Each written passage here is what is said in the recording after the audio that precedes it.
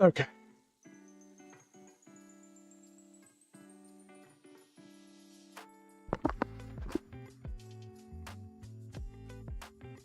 Sorry I'm late. Sorry I'm late. Still working on getting stuff situated. Alright. Sorry I am late.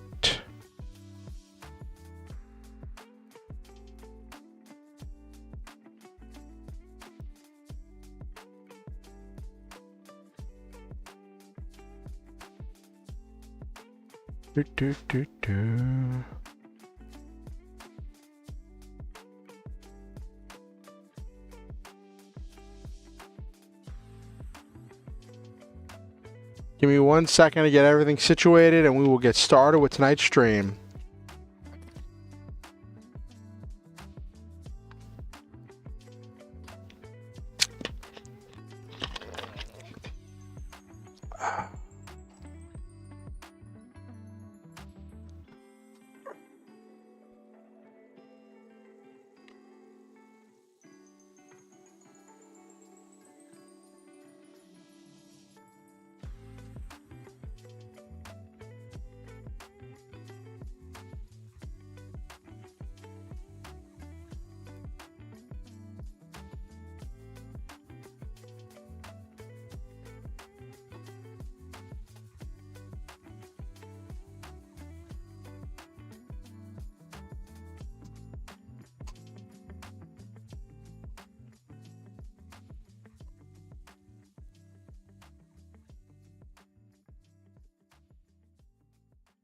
While I'm remembering, I'm going to see if I can disconnect Botrix because I don't want to deal with that.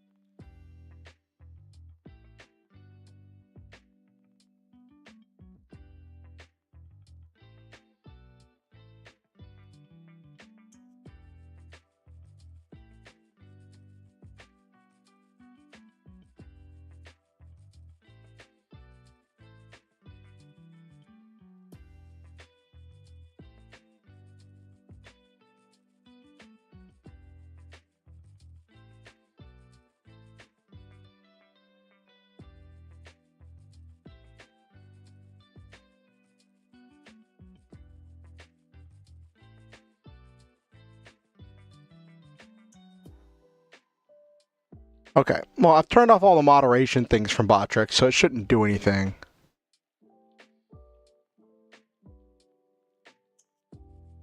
Oh, I could just turn off the chat bot. Cool.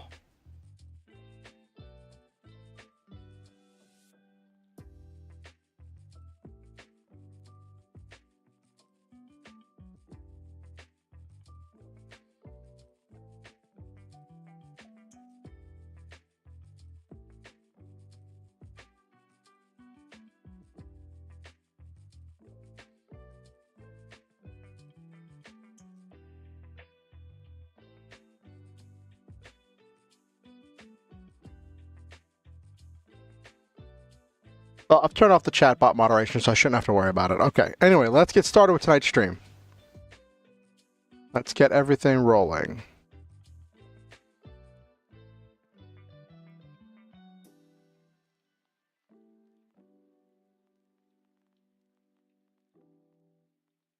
Okay, make sure everything is good.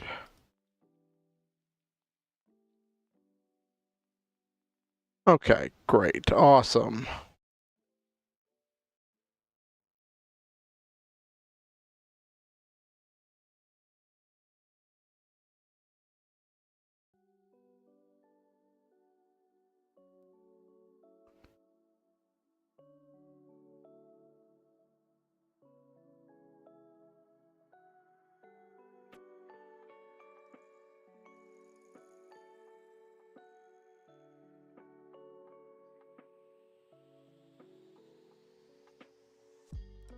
Okay.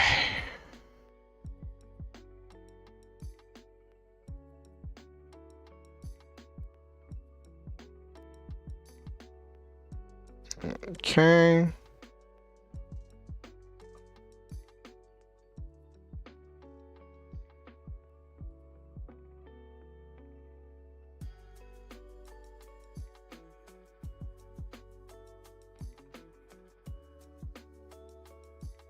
Hello, everybody. Hey, Silva, good to see you. Welcome to tonight's stream. Thank you for stopping in. I'm sure you have D&D tonight, so I'm glad that you took some time to drop by.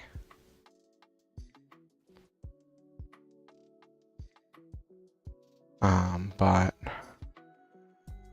yes, it's funny. I got all the way to getting ready to start, and I opened up OBS, and for whatever reason, it had logged me out of Restream, so I had to, or like it had logged my chat out of Restream, and I couldn't log back into Restream, so I couldn't see my chat. Oh my gosh, the old Beyblades, so many classics. So I couldn't like see my chat when I was getting ready. It was like 8:27 or something, and I'm like, great. So then I had to go log all the way out, then log back in, then get my panels set up the way I wanted them to, and I'm about to start, and then I look at it and I realize I didn't change the title and category of my Twitch stream. I did all the stuff to prep the YouTube stream, but I didn't prep anything on the Twitch stream. And I'm like, well, that's a problem. Dragoon Storm, which kind of nicked my friend's finger and drew blood in a free... Yeah. Do you remember Dragoon Storm, what was it, F, that had that, like, one, like, what they call it, the reinforced ring in the center? That, like, they're like, it's a super hard plastic ring that they have in the center that presses out. Plastic era Beyblades were wild.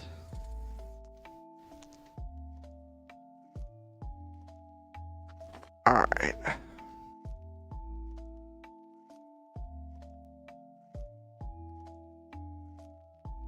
Yeah, but plastic era Beyblades were wild.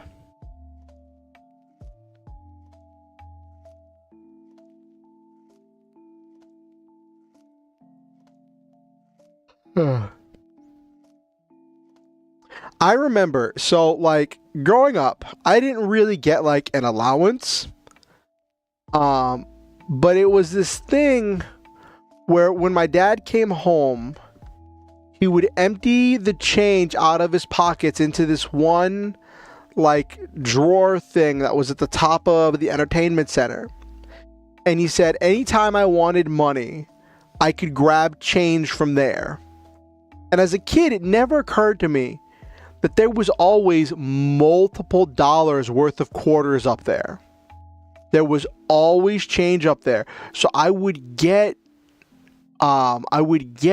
like all these quarters, and I would and quarters, nickels, and dimes, and I would ride my bicycle down to Walmart and buy Beyblades.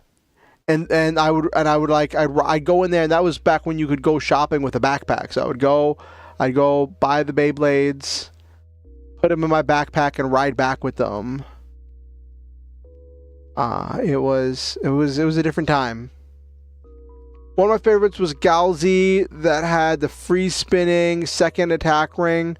Redirect blading once, and I was using it. His blade impacted it so hard, the second ring stopped spinning. Oh goodness, Noel, man. Yeah, Beyblades. Yeah, and it's funny seeing the resurgence of Beyblades as like the series is picked back up again, and like all this stuff. I've heard good stuff about it.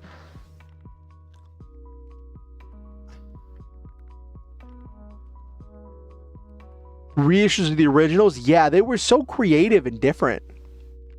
The different tip types. Do you remember what was it? Dronzer F?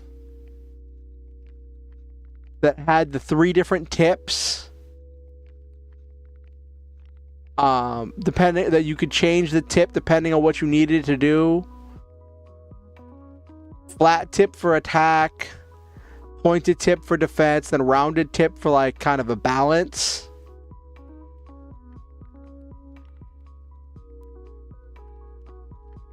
Those toys were so creative.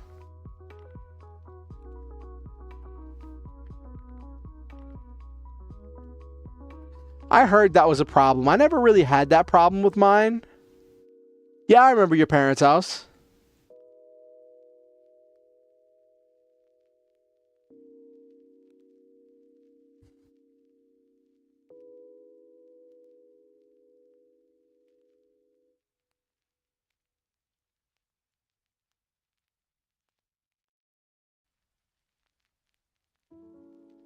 Yeah. Alan Tripio, the helicopter-like one from the upstairs landing on the front door once. Just... That sounds fun, Silva.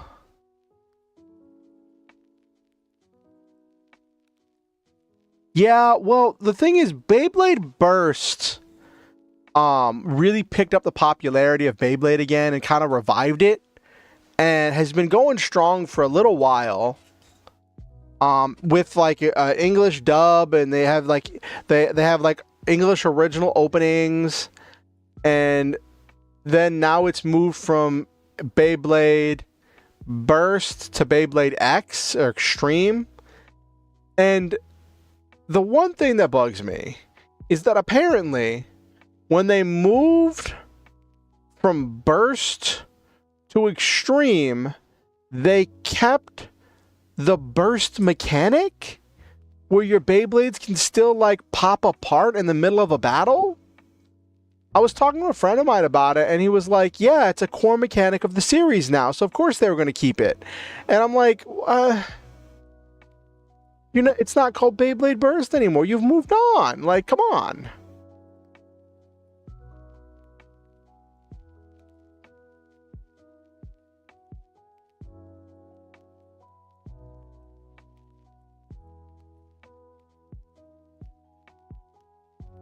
Yeah. Hey Nabiru, welcome in, welcome in.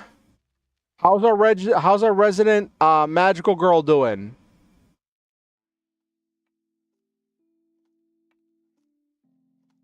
I didn't have chocolate today. I had some vegan steak. I treated fun fact, the yeah, exactly, Noel, man. So, a little peek behind the curtain. With the Twitch payout system, the system checks on the 12th of every month to see if in the last calendar month, if you earn enough to go above a certain threshold, which depends on how your payment type is, right?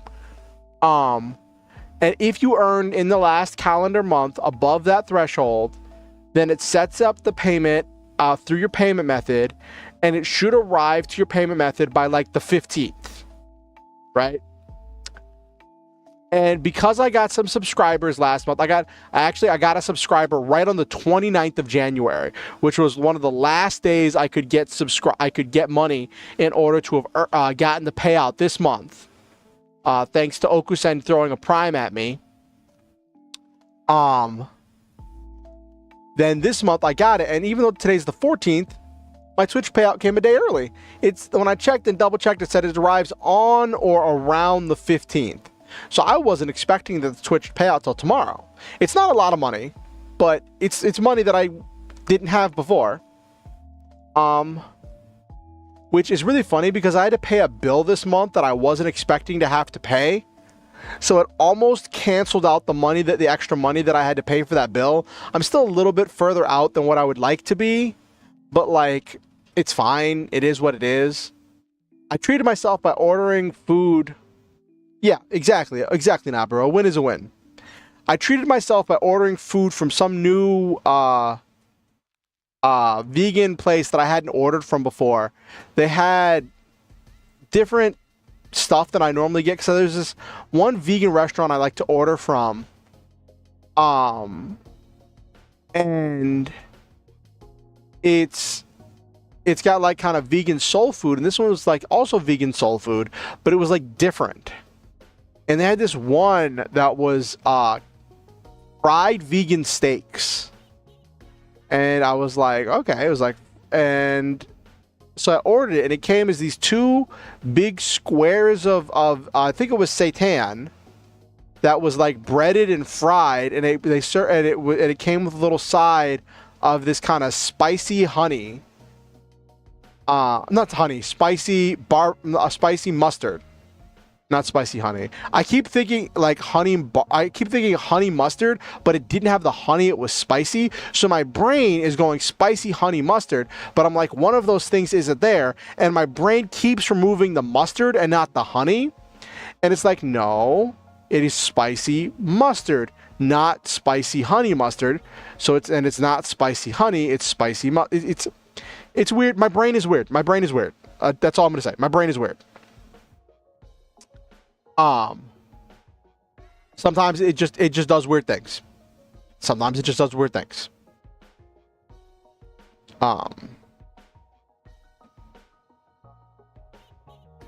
But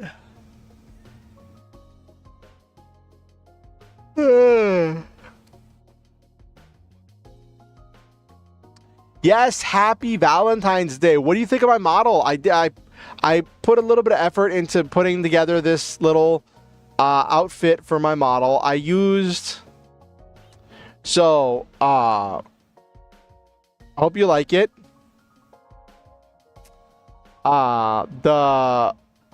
In Vroid Studio, they have like a sports coat set outfit that I was able to edit.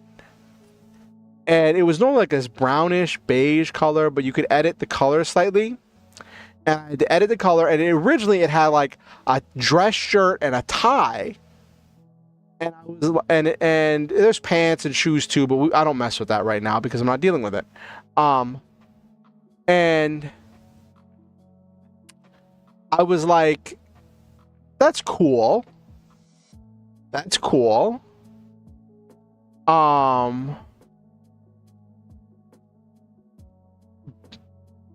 Thank you, Noel, man.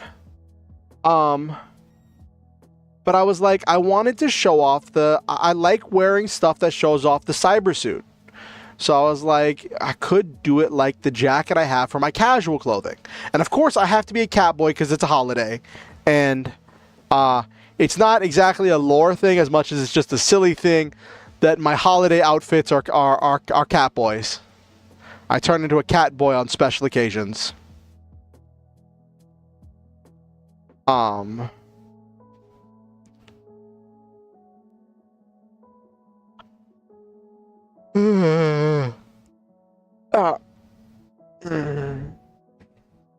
yeah, I turn into a cat boy on special occasions. So I had to resize the jacket, take out the shirt and the tie, and restructure things a little bit. I think it came out pretty well.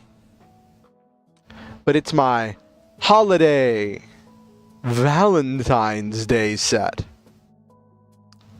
I debated like doing a whole thing for the entire stream of just like talking in like a overly dramatic way, but I'm like, there's no way I'm keeping that up for an entire stream. There is absolutely no way I'm keeping that up for an entire stream. So I was gonna be like, hello chat, welcome to tonight's stream. I am honored to meet you. Or like doing like this kind of like overacting, hammy whole thing. But I just couldn't. And it's really funny. I hope you on YouTube you see the thumbnail I put together, which I had fun putting that thumbnail together. I decided to put a border on the thumbnail because I hadn't put a border in a long time, and I realized that used to be a thing that used to be popular on thumbnails, was having a border and the different like layers and stuff. So I had to remember how to do that in GIMP, and it was like it was like shaking off the rust a lot. It was definitely a lot like shaking off a lot of rust and thoughts for putting together that thumbnail. And then it's funny, I stopped to test the model in order to get everything queued up for tonight, and I realized that because I changed the base color but I hadn't changed the shading when I did my first draft of this outfit, it was like this weird mix of like it was red in some areas and like beige in other areas. And I was like, oh, great. That's not what I'm looking for. Okusen said it looked like some kind of like super effective glowy like effect or something. And I'm like, that's not quite what I'm going for here. And now looking at it, it looks kind of flat. I probably could have done something a little differently with the shading. If I remember this time next year, or if I use this outfit again for anything else, I might change the shading slightly so it looks a little bit less flat. But yeah, so time for a little bit of oversharing, as it's coming up on 8:50 and we need to start getting ready to get started on the main point of tonight's stream. So I put, and some of the places where I posted, I said that I'm having to dig up an old part of myself. Now, here's one thing about my past. When I was growing up, I was really obsessed with romance novels. My mother had a large collection of romance novels that she always read all the time. Well, and she just had them, and when I read them, I was completely enthralled by them.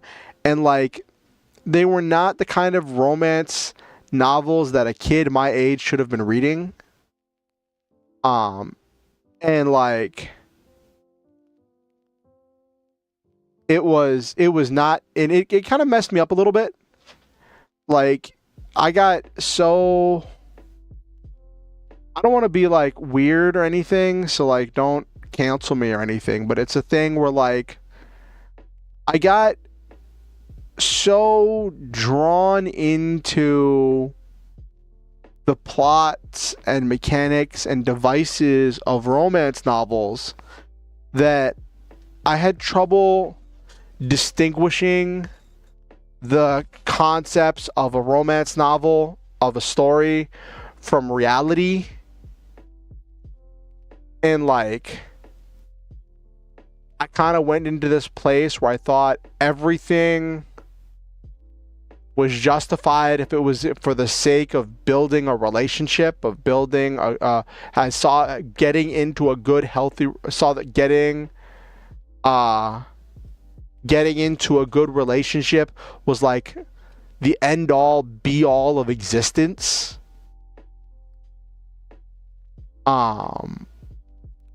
And yeah, it did mess with my head, and it created all these like crazy expectations and stuff. But like when I went through that phase of my life, right, I was obsessed with romance novels. I loved reading them all the time. And like, I wanted to write them. I used to dream of being a romance novelist, right? Writing romance novels and cranking them out and becoming a published author. I dreamed of it. I was a romance style chunibyo. Yeah, I was romance style chuni. Yeah, I was definitely a romance style chuni.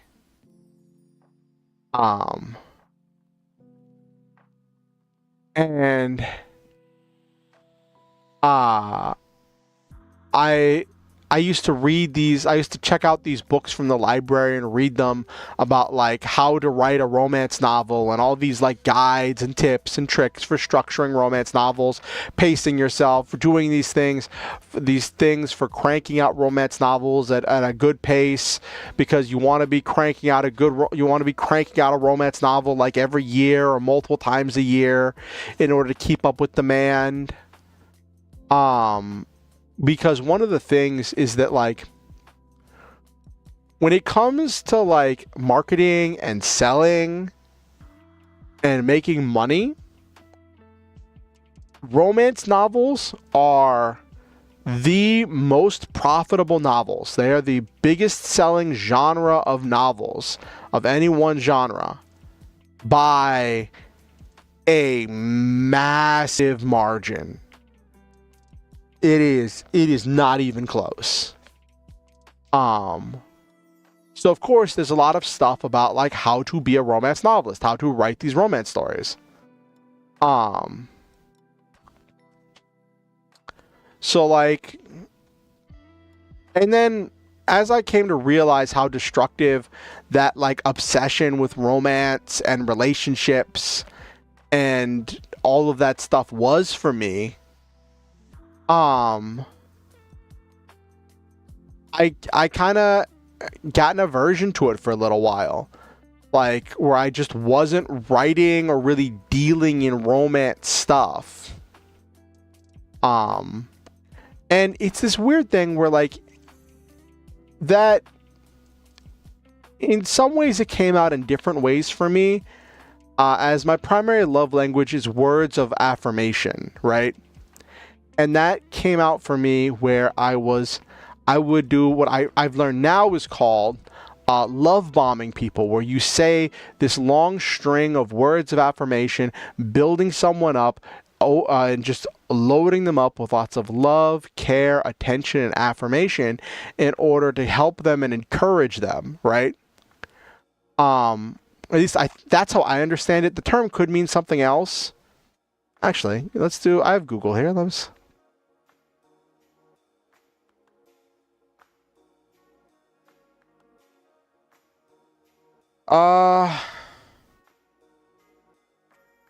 Nope, that's not what it means. That's not what it means at all.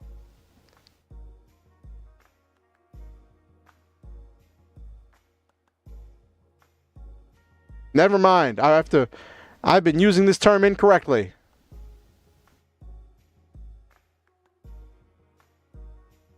Oh, about to get canceled because something's about to be taken out of context. So I thought love bombing meant using like big things of lots of words of affirmation to build someone up and say that you care about them. Now I looked it up because I'm like, I wonder what what the actual definition is, because that's how I've seen it used.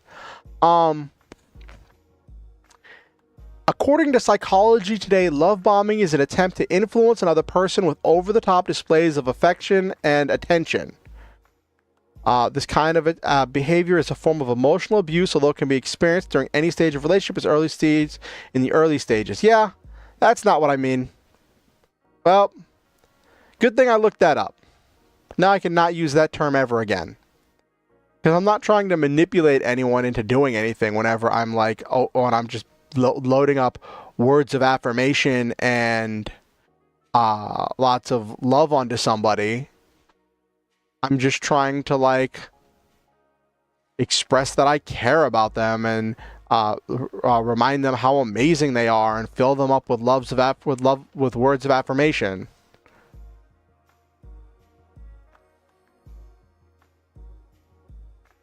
Yeah, but I'm not. Yeah, except I'm not a yandere.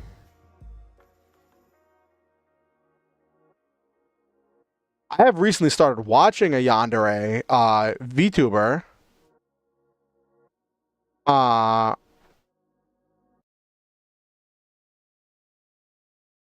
and uh, that's a different thing though.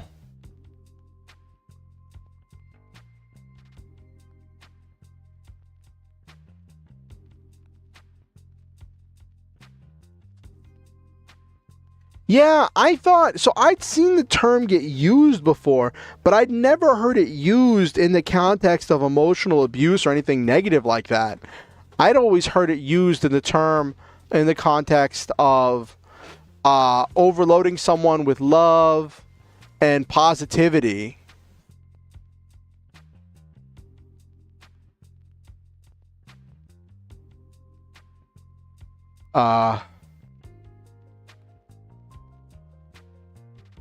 But I guess that's the more you know, I guess.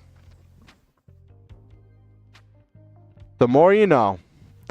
But so I like to overload people with lots of love and affirmation and attention and all that in order to like build them up and encourage them and remind them of their value and worth. That is, gosh, I've told people if you ever need me to love bomb you, just ask, and I didn't know what that meant. Oh my gosh, I must have seemed like such a creep. This is why you look up terms. This is why you look up terms, chat. Because sometimes words mean things that you don't think they mean.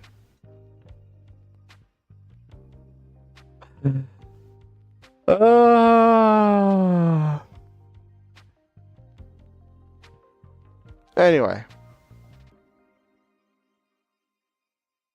So, let's get into tonight's stream.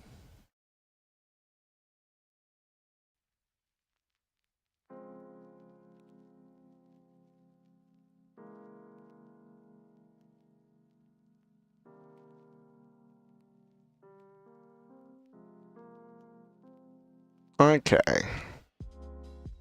I was supposed to have new music tonight, but I didn't get it downloaded because I got preoccupied talking to somebody, and then I got preoccupied with everything else right before stream, and then and getting ready for stream, I got distracted, and then like when I got distracted, I didn't get done all the things I wanted to get done, so I never downloaded the new music that I was supposed to be using. So I guess new music will have to be next stream.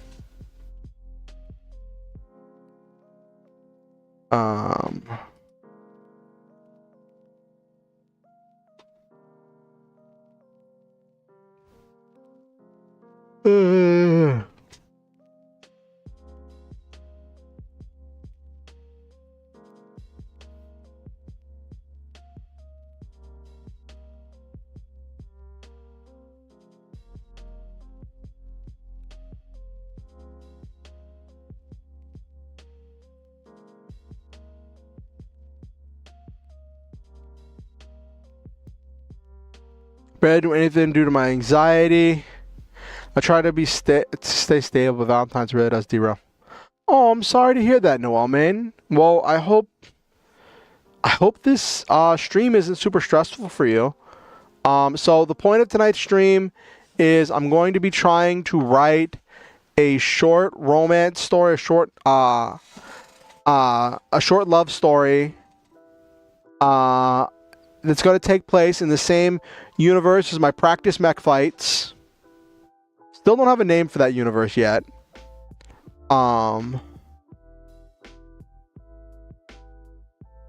But gonna be doing that.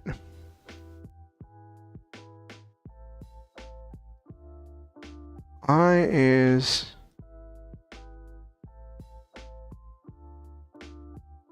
we go. That's better. But I don't, I hope that this doesn't stress you out then. Okay. So, let me go over the world this takes place in. Real quick, I do want to acknowledge, in the thumbnail on YouTube, and I do intend to use that thumbnail for the video on Twitch whenever the VOD goes on Twitch. There is, whatchamacallit, the background picture of the notebook that I used, I got from freeimages.com, and it's by a photographer named Sembazaru. That's where that that original image of that notebook came from. I wanted to acknowledge that before we move on. So, anyway. So, I had an idea for a very simple love story. That's going to be kind of very short and very kind of like a gradual kind of thing. I was thinking, and this is where like some of the stuff has to be brainstorming stuff for chat tonight, right?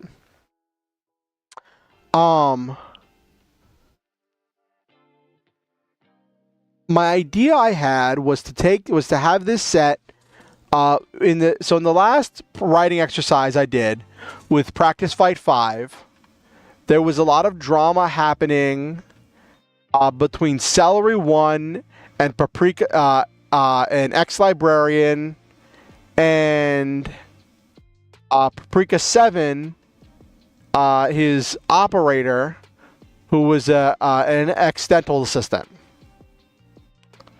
And there was this tension between them, right? Because her whole thing, the only like her coping mechanism for the injustice that had been committed against her with being forced to join the mech force was that she was promised that she would be working on really important projects and she would be overseeing really important missions that would be saving lives and be for the good of the Veggie Republic, right? But she was assigned to be the operator of Celery 1, who everyone believed was going to be the golden child, and operate the new next-gen Tempeh machines. But turned out Celery 1 was kind of a dud. He tested well in the written test, but translating that into practical application was a problem. And what that led to was this friction where she was frustrated because he was just underperforming and they never made it out of the training stage. They never made it out of the training stage, but at the end of the story, for that chapter that we wrote, it ended with the attack of the Surlion, one of a massive kaiju that the Meat Empire had started fielding, and Celery 1 was like, okay, none of this is fair, but this is war, and I have to fight. And it ended with them like kind of putting their stuff aside to work together to save the base, right? So I really like the character of Celery 1. I really like the character of Paprika 7. I think they're very well-defined characters. And I thought, for a romance story, it's a little cliche, but I thought it'd be interesting to have a romance between Celery 1 and Paprika 7. But then I had to figure out what I wanted that romance to look like. So I thought, well, we don't have to do a full-fledged romance arc. It can be a very short thing about like them growing together, and addressing some of their stuff, right? So that gave me this idea. I did start working on this ahead of time because I wanted to have a head start because I didn't want to... Hey, no, it's perfectly fine, Noel, man. Listen, I want this to be a place where people can share what they're feeling and experiencing. I hope that the stream can be encouraging or fulfilling for you and enjoyable. If you have some projects you want to work on at the same time, I'm going to be talking through what I'm working on, but we've got the chill music playing, so you can grab whatever project you want to be working on and work at the same time and stuff. Or you can just kind of be here and watch me as I struggle to remember how romance works. I'm not going to like pry or anything. You don't have to share anything personal or deep or anything like that. If Valentine's Day is rough for you, I understand. But alternatively, like if the stream isn't going to be good for you, if talking about the romance and the stuff that I'm going to do is going to be stressful for you, then like, you know, it's okay if you're not here. I hope that wherever you are, whatever you do, that you are happy and safe and healthy. There's got to be a positive term. I really thought I'd found a term. I really thought love bombing was a good term that I could use to describe how I interact with people. But now I just learned it's a bad term. I just, yeah.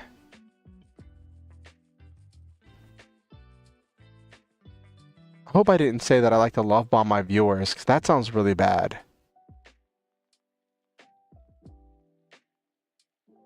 I'm going to say give words of affirmation. That's all I'm going to say from now on. Just give words of affirmation. Anyway. So, I wanted to build the story. So, I kind of did this premise, right? So, I stated before that the meat empire is built on hyper-individuality, right? They're led by an emperor that answers to like I think it's like a senate. I said, but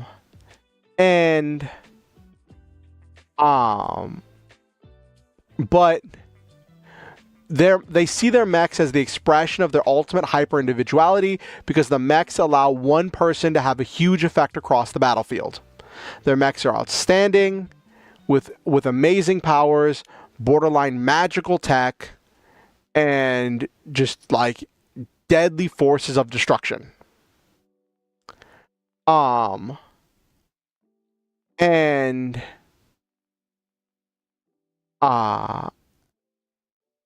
it's all kind of, they operate under this illusion of freedom in which they believe that everything they're doing is towards their individuality and towards their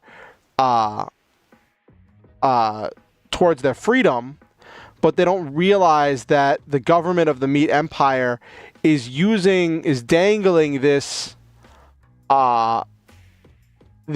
bait of freedom, my freedoms, in order to get them to give away more of the freedoms and to do more and more of what the government wants them to do.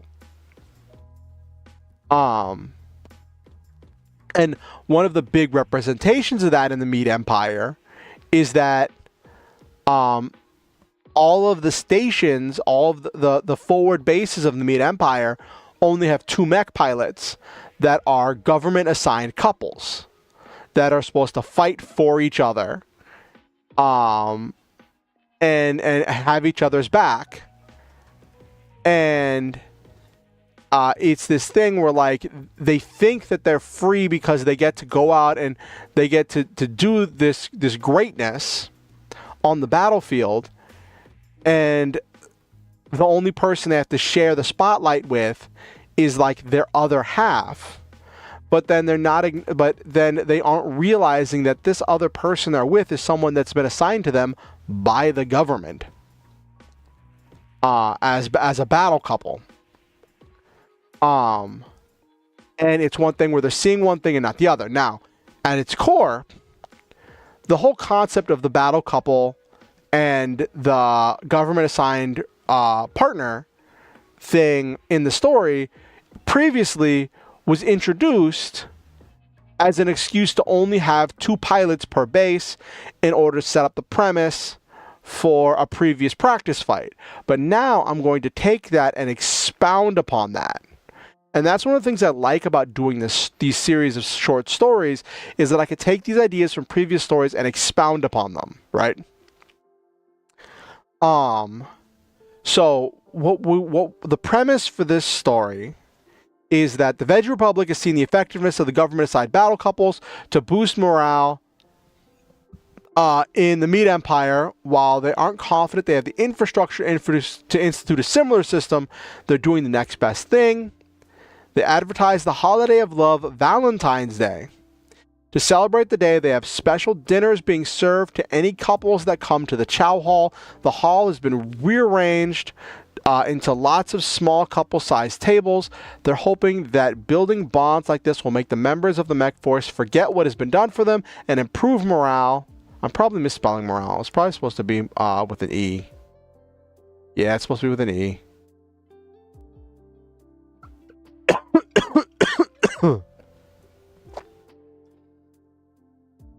And improve morale. They want to weaponize the human capacity for love. They're hoping the mech force will fight for each other, even if they don't like command or what they're being ordered to do. So, the idea I had here was originally going to be Celery 1 trying to get up the courage to ask Paprika 7 to go to the Chow Hall with him for this for this special dinner for Valentine's Day, right? And he's doing it because he has these feelings, but he doesn't know what she feels. And we're telling the story more from his perspective because that's the perspective I know. And then what happens is he has to take these feelings and do something with them, right? But what I was really stuck on was like, I didn't want it to be too tropey, right? So I tried listing down the two main tropes that I'd seen that I could remember in romance stories. Like, I grew up on the Hallmark Channel and romance novels and all that stuff, right? And so, one of the main tropes that I kind of felt like I was starting to wander into was this first trope of rugged, down-home, small-town man with strong sense of family and relationships versus a busy, cold, big city woman who has put her career and success over building relationships. And then the idea is that the man has to break down her walls and usually ends up pushing some boundaries to make the woman magically realize that she loves him, right? Because that's how a lot of those Hallmark stories go. The other trope that flips that on its head is where you have a jaded, world-weary, blue-collar man who's better at actions than words and expresses love by providing and protecting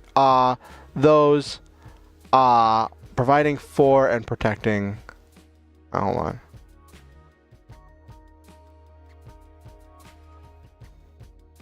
Providing for and protecting those he loves instead of saying, I love you.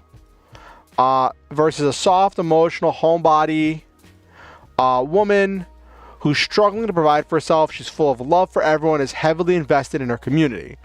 And then you have a thing where the woman ends up breaking down the man's barriers by smothering him with love.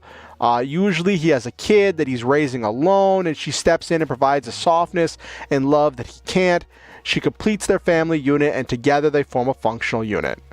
And so, looking at these two tropes, right, I had to ask myself, how do I want to subvert these tropes while still writing a healthy romance story, right?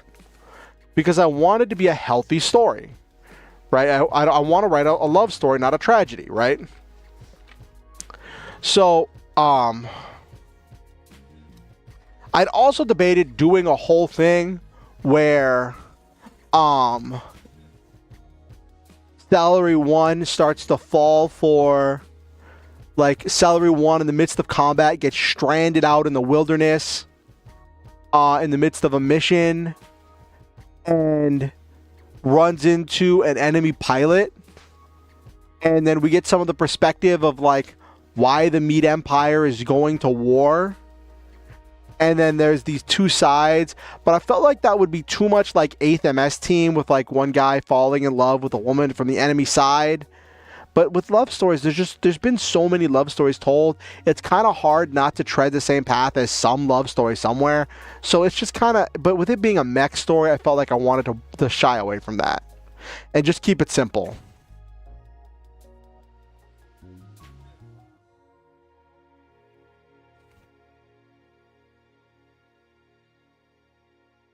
Mm.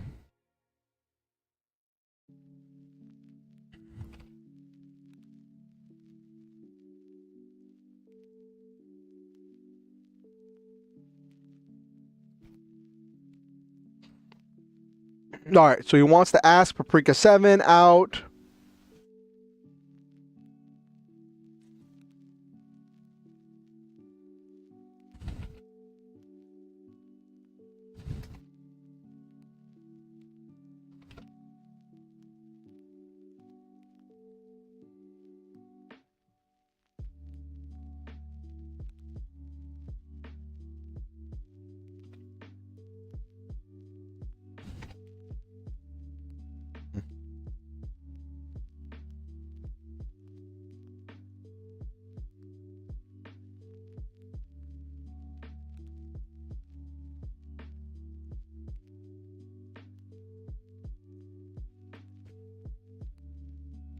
I think I told the last story. Hold on, let me open up. Let me open up.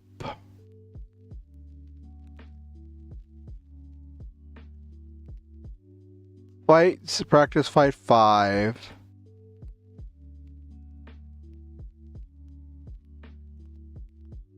Why does this look different? Did the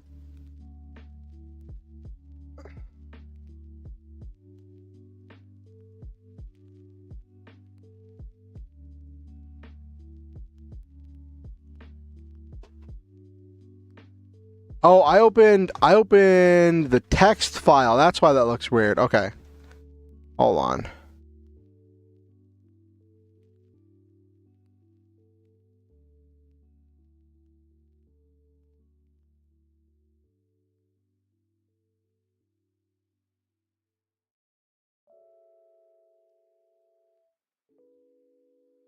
I was about to say, I opened Practice Fight 5 to double check something. Yeah, it's told from the first person perspective with Celery 1. Okay. It's an I story. Okay.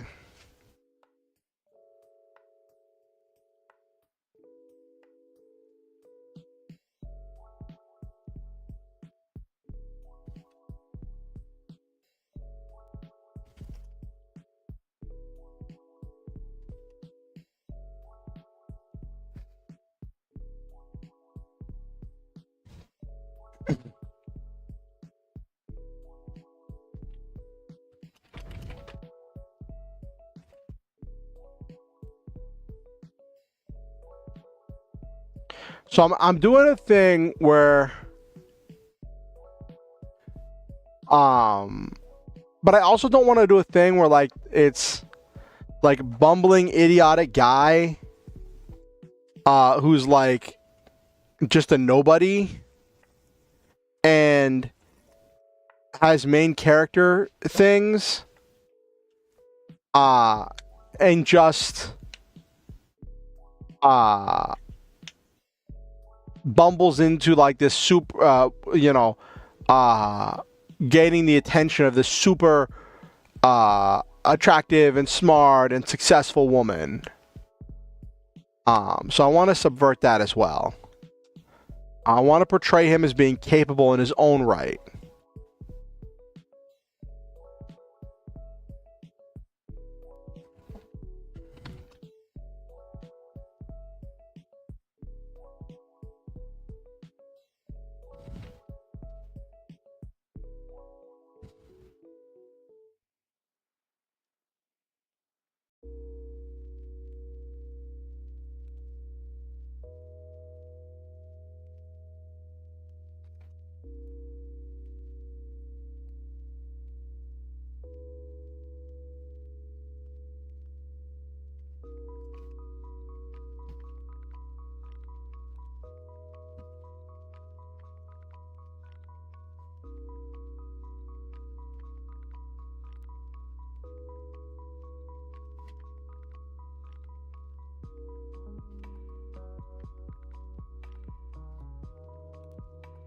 So I have him start. We'll start with a compliment.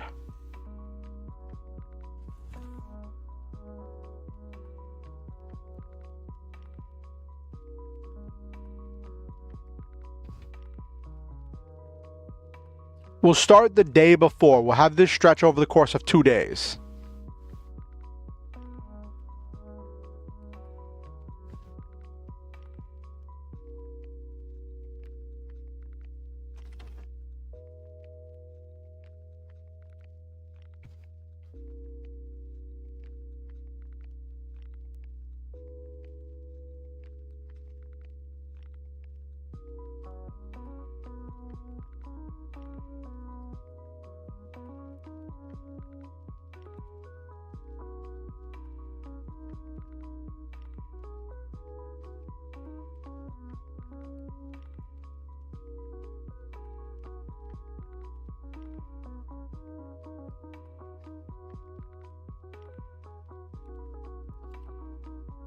Gotta have the moping scene where he's walking around, moping. I know it's cliche, but I just love it. When he's just like down and out.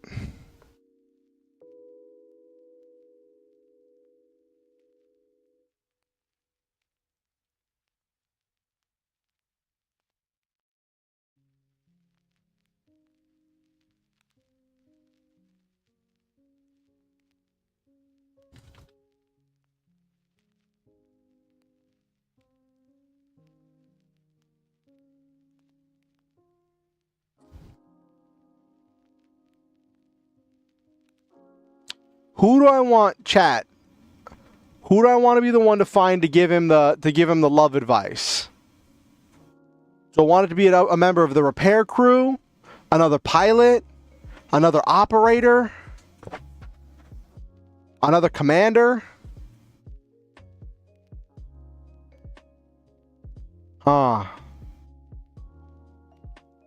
That's rough.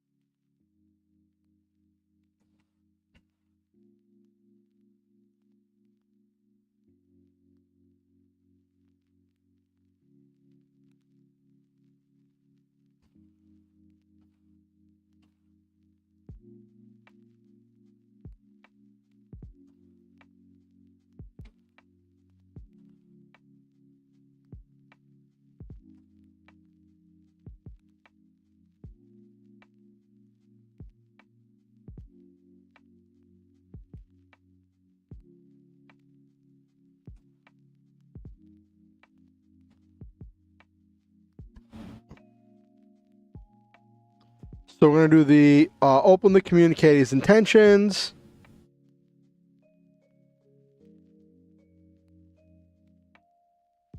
Okay.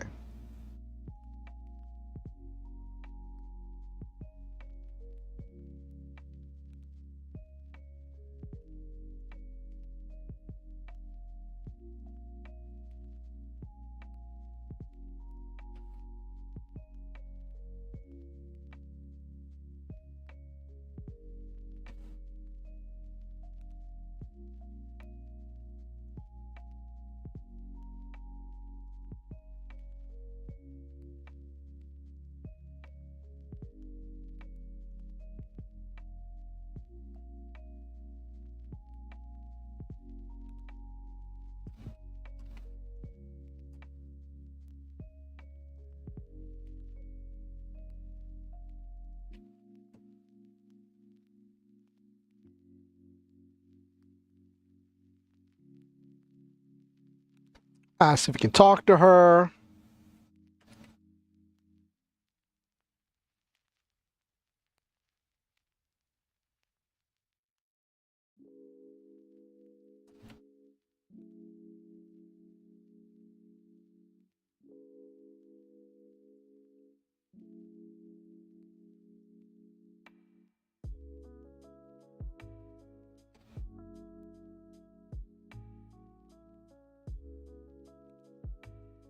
When they talk, what am I going to have happen?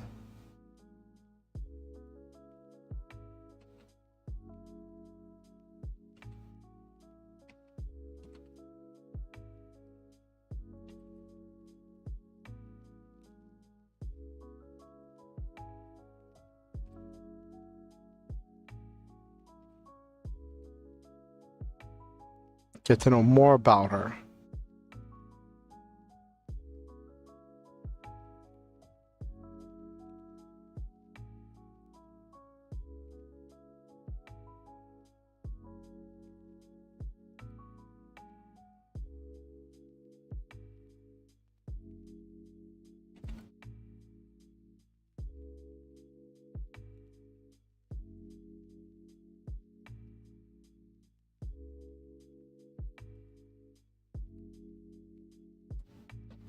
Now, do I have it go the simple route of like where she's like, sure, I'll go with you, and then have the rest of the story be them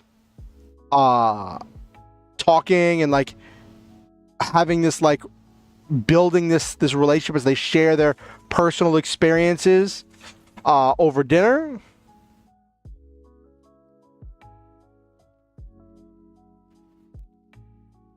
I don't know. I feel like this moves too quickly. Well, it's a short story. I'm trying to write it in one night. Uh,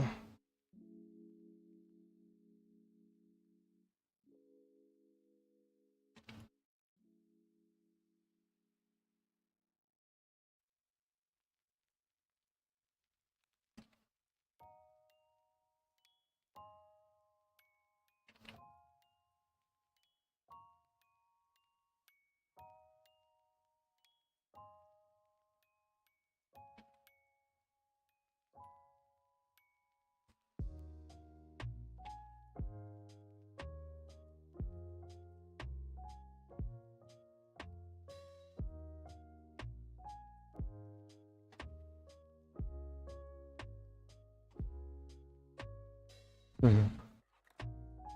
Mm.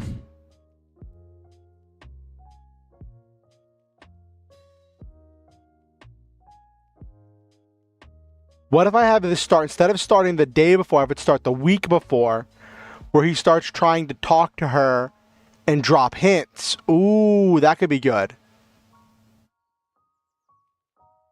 Where he starts to drop hints and say, "Hey, you look very nice today. Hey, you did a great job. Hey, thank you for this. I appreciate that." And he starts like trying to say positive things uh to her about like trying to express that he cares. And then have that happen over the course of a week leading up to Valentine's Day. And then uh have her like start to respond in like kind of a healthy manner. Be like, "Oh, thank you. I like that you did such and such." I like that better.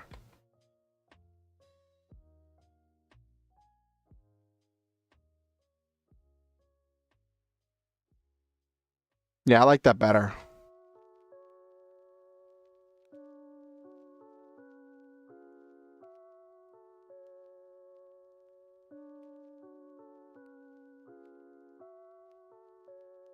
30 minutes of writing, just throw all that out the window. Ha ha.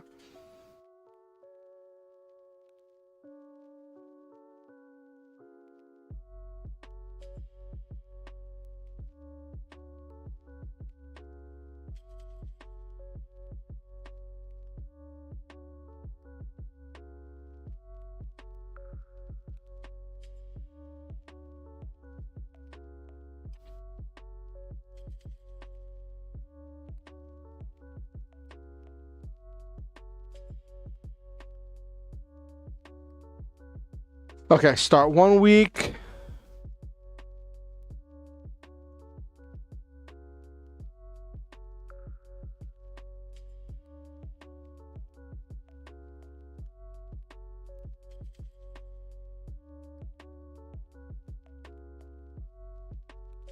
Okay.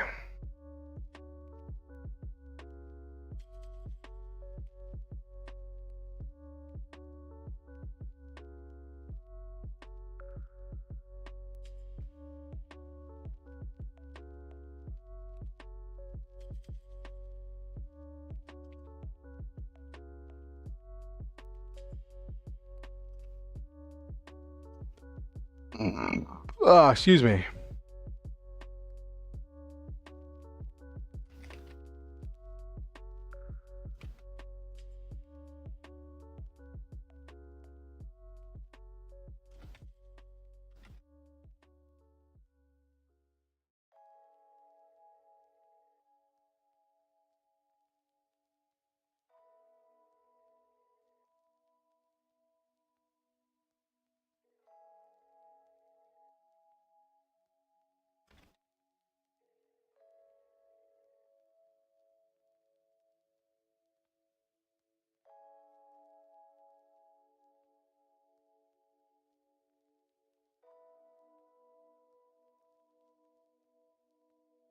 Okay.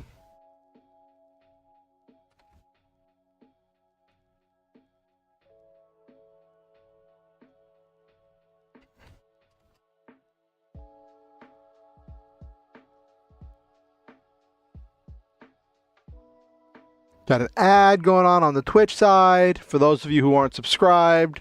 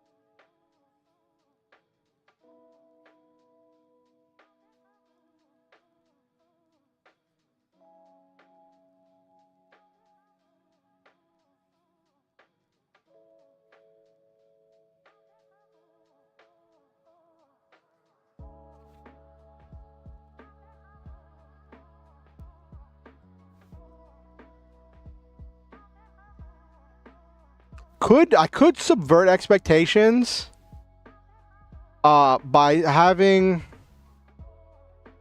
her realize what's going on. Instead of having her be completely clueless as to his feelings, have her realize what's going on and actually confront him. That could be different.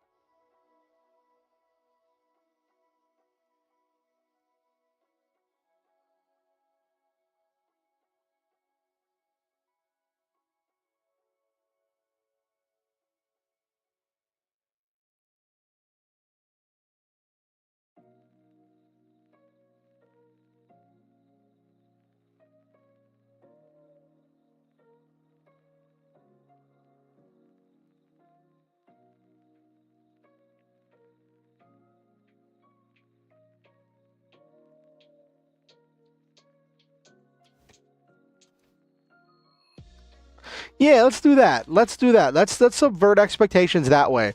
Where it's a thing where he's trying to build up to this point, and then she just like cuts him off and is like, listen, if is this what you want, then like be honest with me. Instead of having the whole trope of him moping and someone saying, hey, buck up, go do the thing.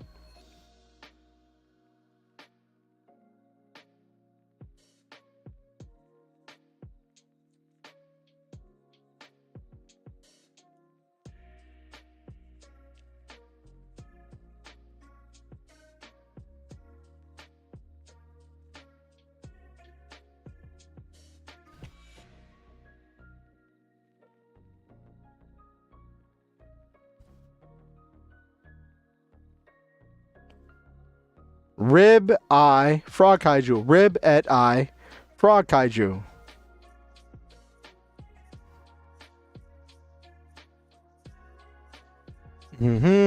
Okay. I like that.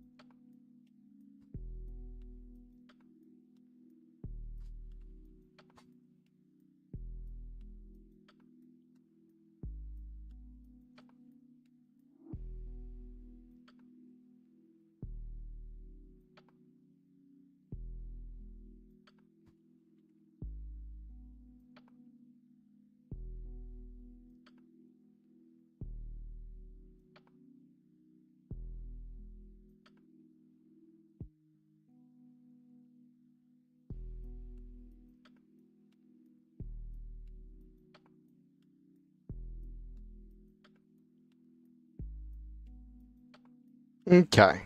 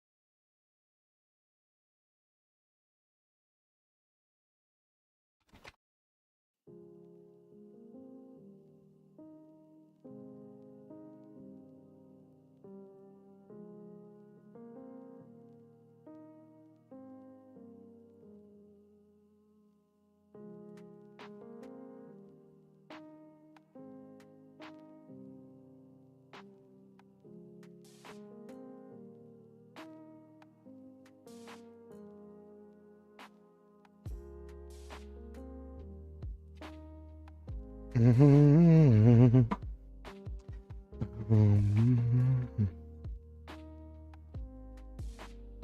we're gonna have a sweet ending scene.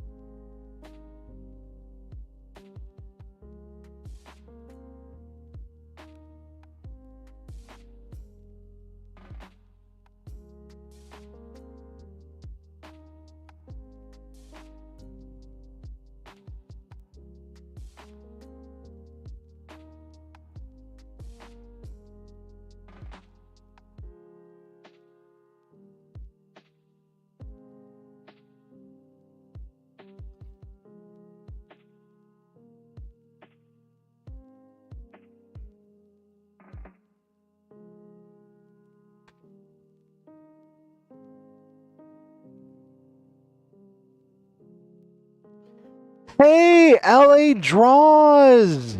LA, thank you for the raid. Welcome in. Happy Valentine's Day. Hey, a whole herd of cats.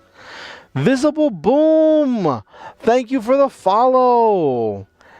Happy Valentine's Day, LA. What were you up to? What did you get up to in your stream, LA?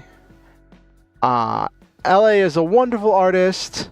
Oh, you did some watercolor. That's exciting. That's awesome. How'd it come out? So, for those of you who don't know who I am Oriansenshi. I am a VTuber. I'm a mech pilot VTuber who tries to save the world and inspire others to achieve their goals. Oh, it came out cute. That's great. I love to encourage other people to work towards their goals and their dreams and their hopes and their ambitions.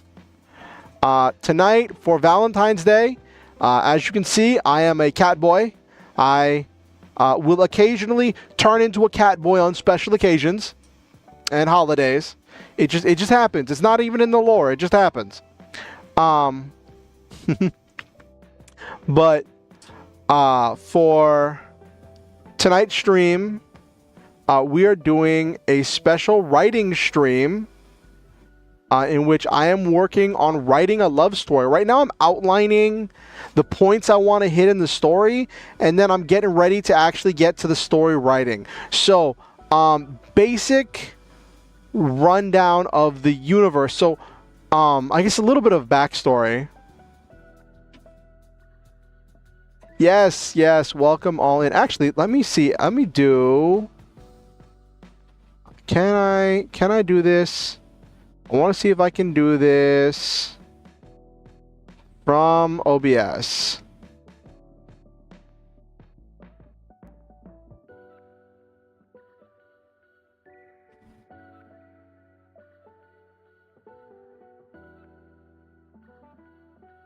Is that a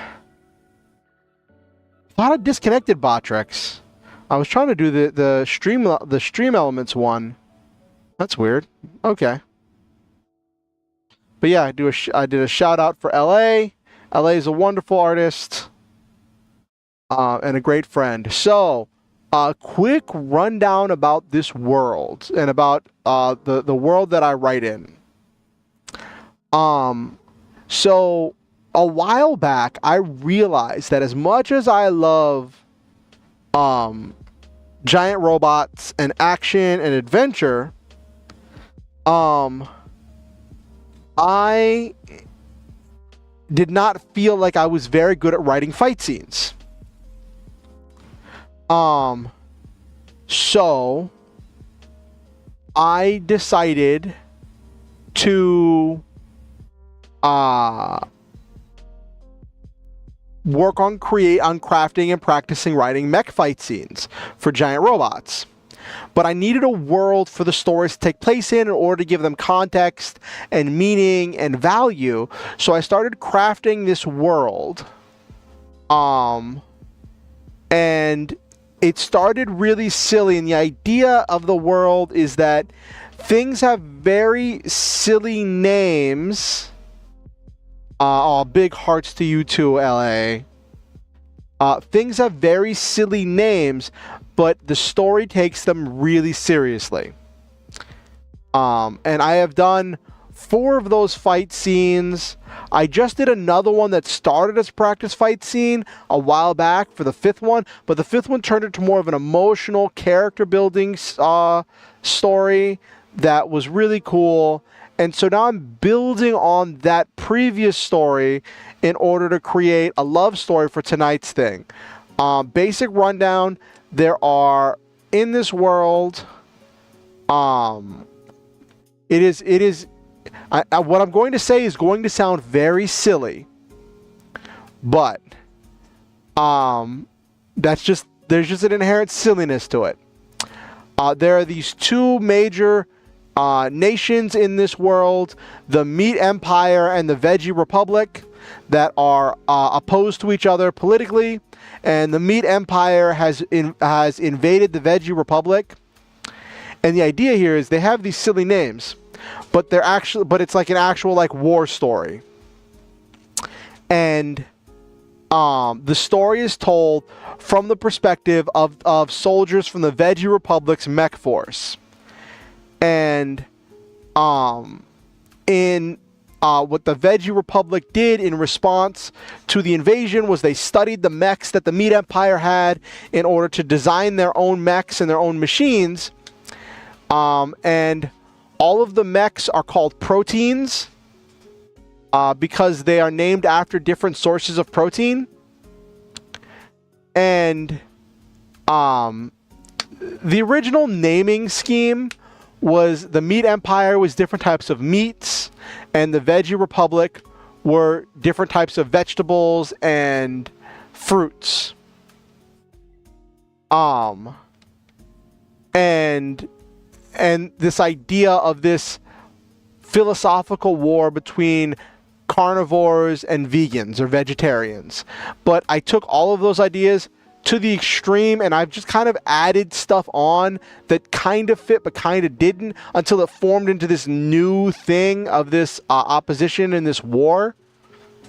And the main theme for a lot of the story is about lost future, about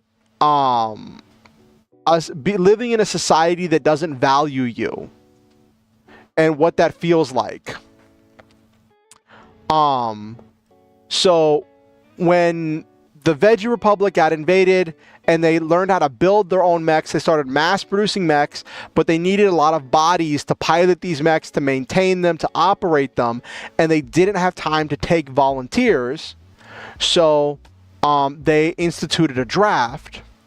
But for their draft, they looked at everybody's careers, everyone's chosen careers, and they decided if someone's chosen career was necessary or not. And if someone's career was deemed unnecessary, they were drafted into the mech force, and the more unnecessary their job was deemed, the more dangerous of a job they were given. So like it's a lot, and I based it a lot on a lot of the things that I see in America being undervalued, such as teachers, musicians, artists, librarians, and web designers. A lot of these things that are very important and very necessary for culture, but like to a utilitarian society would seem unnecessary. And the thing that's the kicker of it all, right, that really makes it sting for these characters is that the Veggie Republic is a hyper democratic society where almost everything is determined through some type of voting. So they have to deal with the fact that their society at large deemed the arts and some of these sciences to be unnecessary, and they're fighting for a society that doesn't value them. So part of being in the mech force is that you're given a call sign based on your assignment, and you kind of don't have a name anymore. You are just your call sign. And the call sign is usually a vegetable or mineral, a vegetable or seasoning with a number. The vegetables are usually the pilots who are in the dangerous positions. The seasonings are the operators and support staff that work from behind the scenes and help with feeding information. For these characters, I'm working on a story between a pilot of a next generation experimental machine. His call sign is Celery One. Oh, by the way, the whole thing with the call signs happened because I didn't want to have to come up with names. And that's how a lot of things happened, where like there was a thing that I wanted to do to streamline the process of just getting straight to practicing writing fight scenes, and I just wrote it into the lore of the world. And over the course of doing these stories, the lore developed as we went along. So that just became a part of it all. So in this, Celery 1 is this pilot of he was a librarian, and now he's a pilot of this next generation super powerful machine that is essentially a giant super robot. And the Meat Empire has, after they started losing, has started fielding these massive kaiju that they are trying to use as being more effective than their mechs. So there's gonna be a battle between a mech and a kaiju. I don't know how detailed it's gonna be in this story, but so Celery 1 wants to ask out his primary operator, the person who's like his person in the chair that's feeding him intel during battle, and her name is Paprika 7. Well, her call sign is Paprika 7. And he gets the idea that he had been so focused on survival and the whole thing with the previous story, with realizing that he had to fight for the other people there around him. But then, in order to boost morale, based on some documents that the Veggie Republic got a hold of between how things are organized in the Meat Empire, they thought to the Veggie Republic sets up a special Valentine's Day dinner where if people sign up as couples, they get a special dinner in order to try to increase morale and encourage people to build relationships and fight for each other. And so the story we decided is going to start a week before the Valentine's Day dinner. And over the course of that week, Celery 1 is going to try to talk to Paprika 7 and try to like express his feelings, get to know her, talk to her. And then but he can't get up the courage to actually ask her to dinner, right? Excuse me. Then the day before the dinner, right? The last day to sign up, the day before the dinner, when he's talking to her, she finally just confronts him and she's like, hey, are you going to ask me to the Valentine's Day dinner? Like, you've been talking to me, you've been approaching me in this whole week, you've been like interacting with me and it's been great, but like, is this all just to butter me up for the Valentine's Day dinner? Are you actually interested, or are you ever going to ask me what's happening, in order to kind of have a defining the relationship kind of thing? And then he agrees that he wants it to be something real, but he did only start thinking about the Valentine's Day dinner, and then they go to the Valentine's Day dinner. And then the last part of the story is going to be them at the Valentine's Day dinner talking and eating and interacting. And over the course of the dinner, one of the last things is where they kind of break the taboo of the mech force, and they exchange their real names, which means I have to come up with names for these characters, which is going to be something. And because when you join the mech force, you leave behind your name and you become just your call sign. And he, when they exchange names, and then like right afterwards, music starts playing, and they see that there's a dance floor that's been set up at the side of the auditorium for people to go dance for a little bit. And then I want the last thing to be Celery 1 standing up, extending his hand out to Paprika 7, saying her name and asking her if she wants to dance, and then just gonna end there before she responds, because I kind of like with this story between them ending before things get resolved, and it's just a short story. It's not a full-on novel. I'm trying to see if I can get it done tonight. We might run a little bit late depending on how long it takes me to get things rolling. So okay, but I was just working on the outline of the points I want to hit.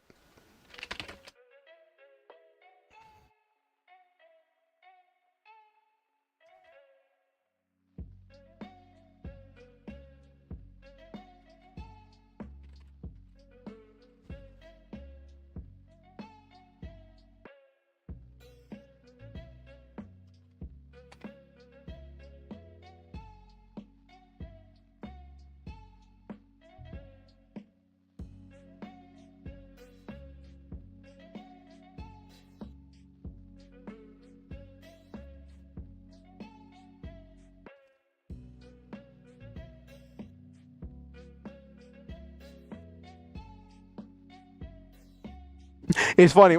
I have my number keys queued to different facial expressions or reactions on my model. So every time I type celery 1, my face goes into the big smile, which is kind of funny.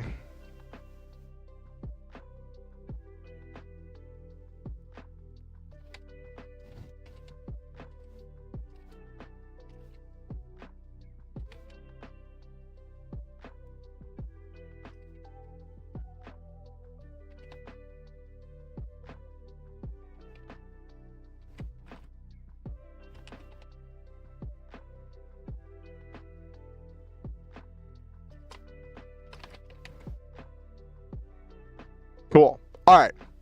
Got my basic outline. Now I just have to put it together and actually do the writing portion of the writing stream.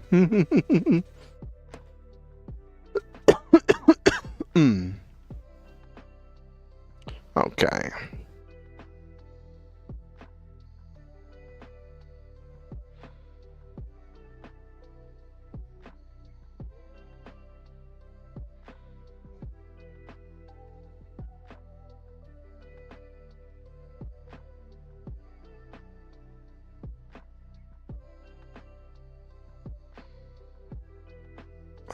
Can I make this bigger?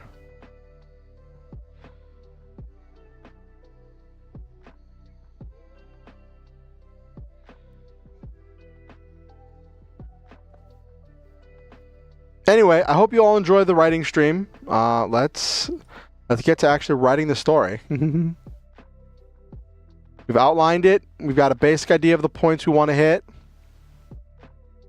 Now we just got to do the thing. Also, to everybody who showed up, I'm a variety streamer. I do writing, I do games. I realized I should have done this introduction before I went into the whole story, but I just had that on my mind. I do writing, I do games, I do TTRPG stuff. I do a literal variety of things, and I enjoy doing a variety of things. It helps me stay sane. I stream normally Mondays and Fridays, 8:30 p.m. to EST to 11:30 p.m. EST. Tonight I'm doing a special Wednesday stream, which I sometimes do Wednesdays, but I'll announce if I do Wednesdays. Yeah,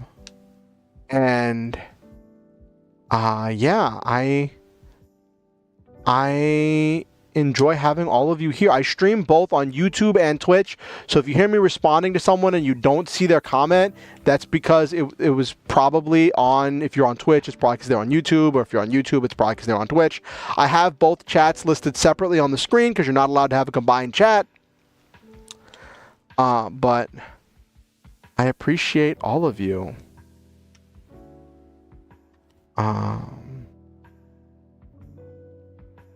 Me.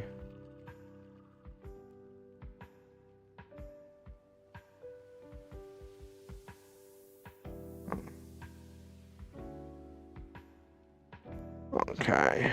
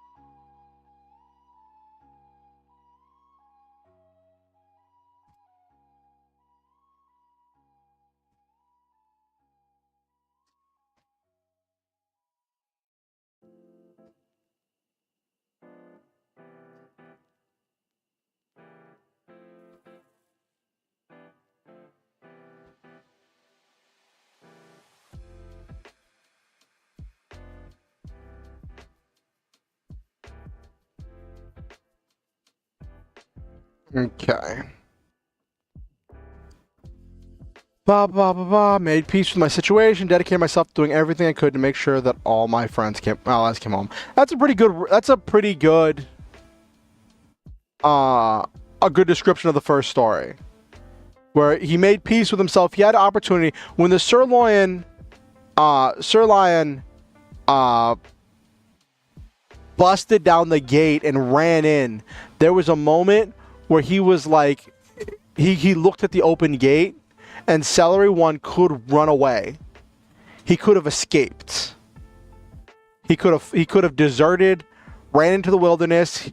He'd read a bunch of survival books, and he could have given it a try to see if he could make it out there in the wild.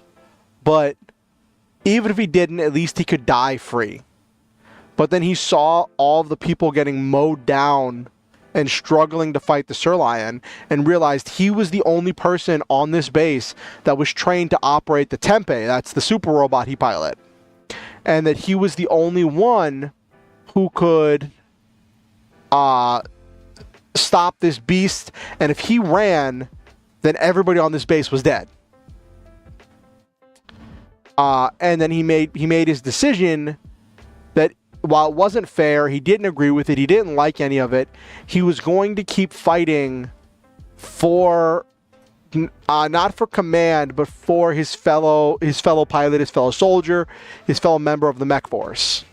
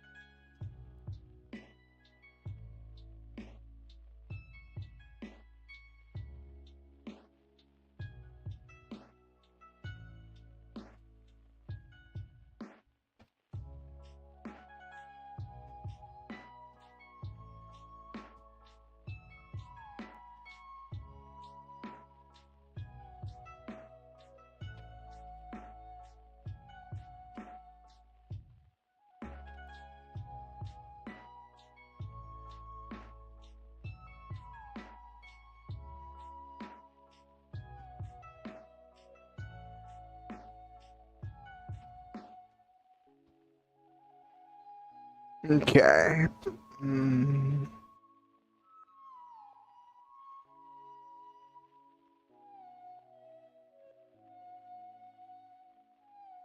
Mm. So here we're doing a quick recap of the stuff that's happened, because that stuff's not super important to the story.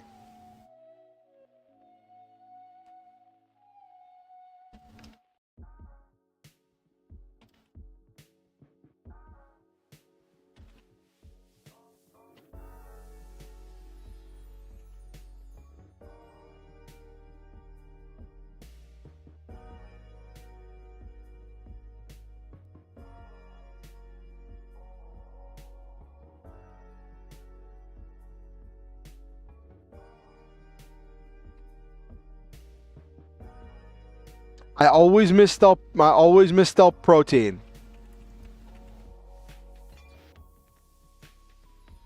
I don't know why, but I always misspell protein.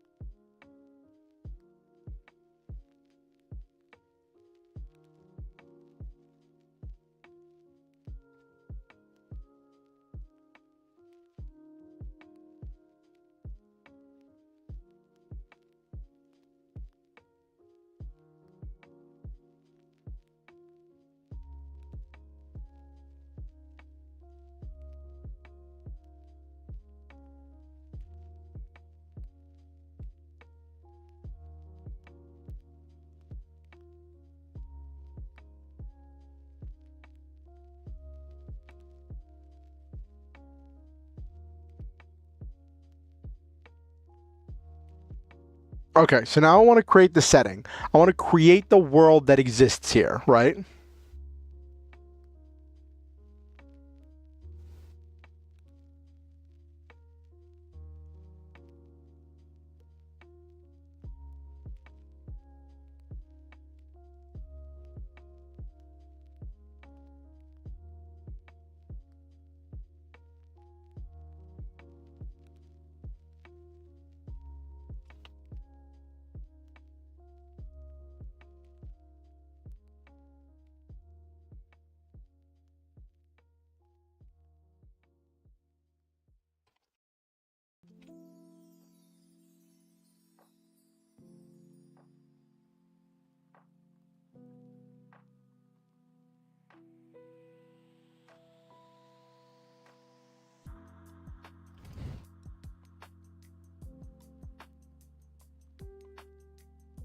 Okay.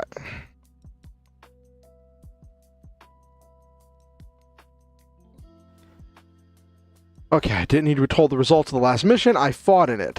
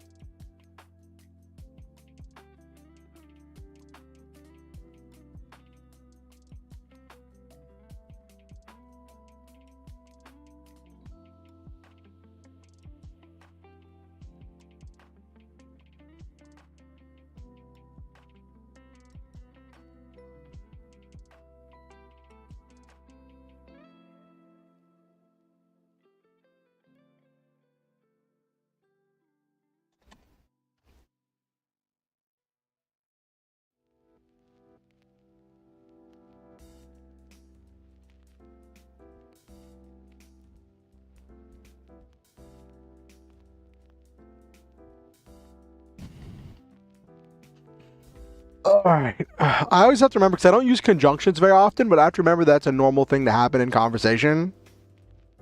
Okay, great. Well, it's a week till the special Valentine's dinner, so we are hoping.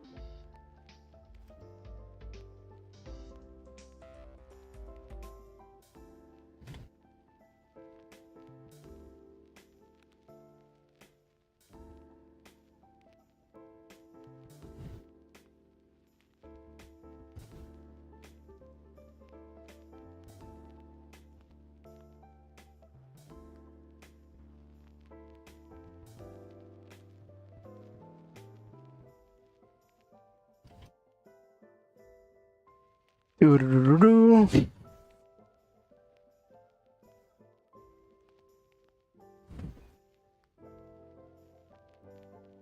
Mhm.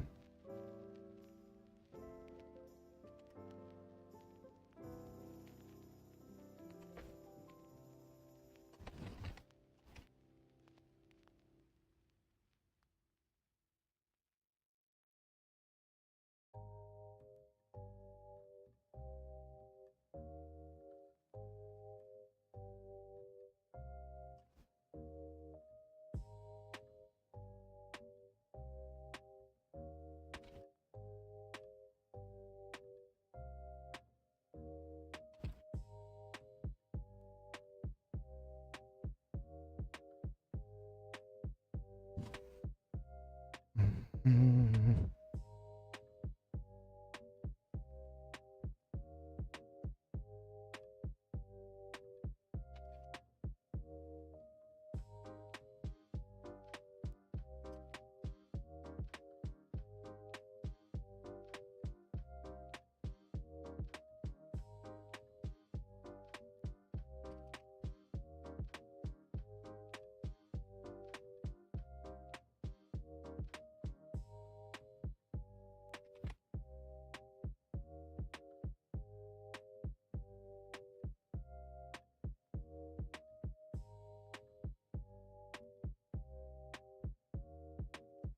Okay.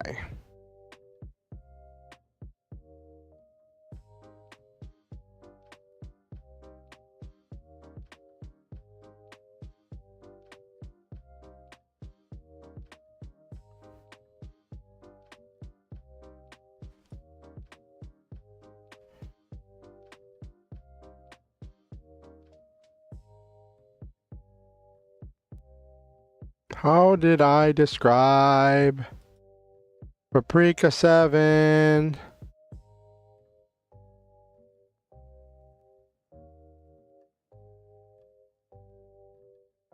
Orange hair with green underlights, amber golden eyes.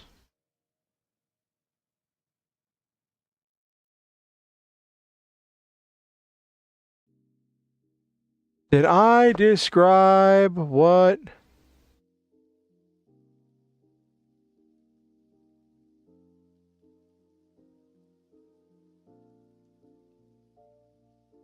How did I describe? Let me pop open.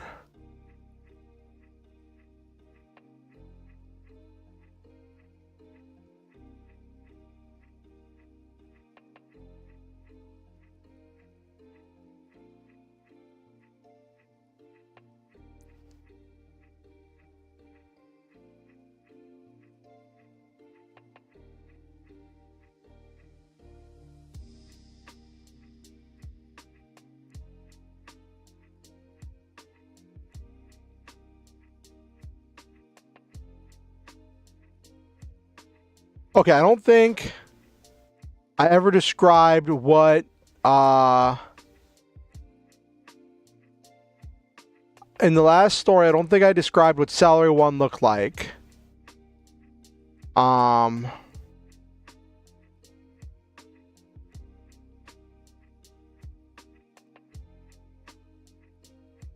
Okay.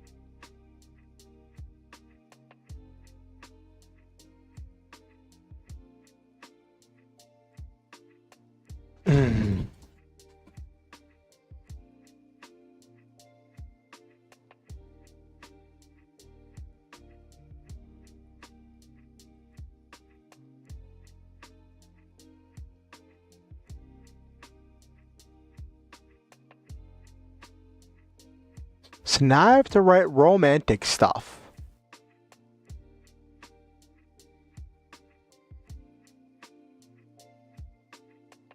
Okay.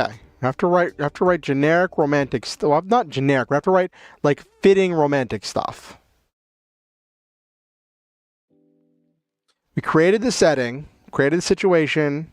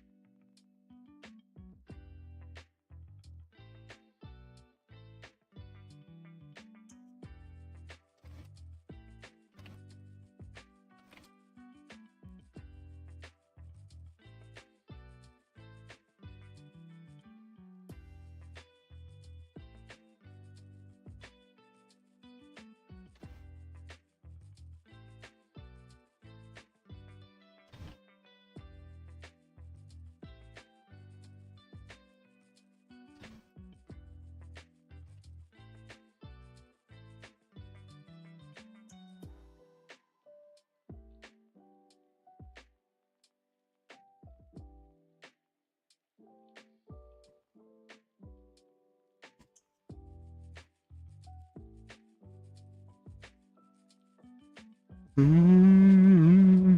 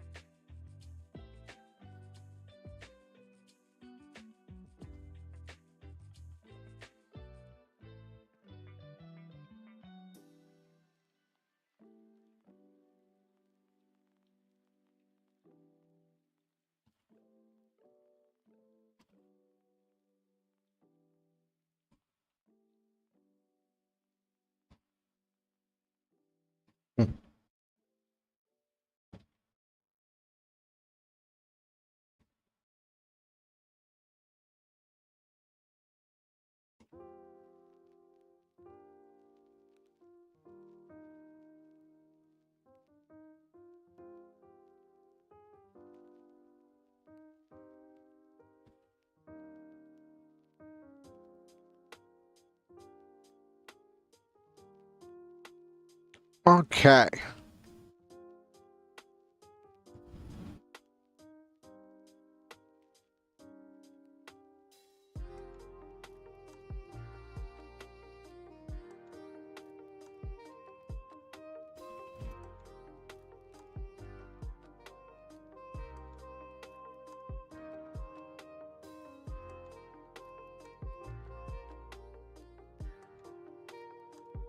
Mm-hmm.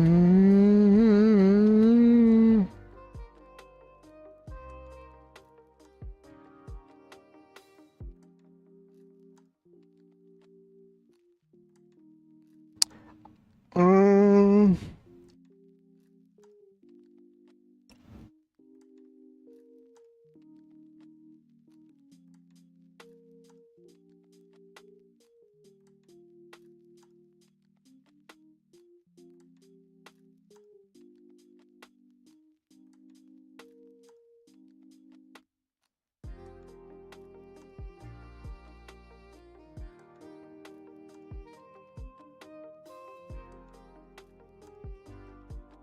do do do do do.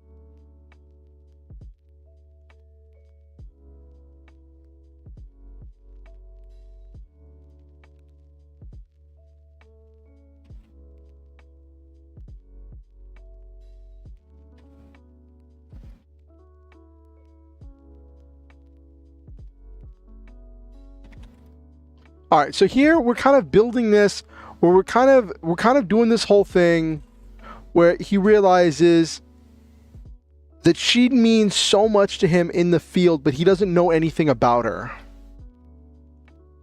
Hold on, I want to put that here. I want to state that explicitly.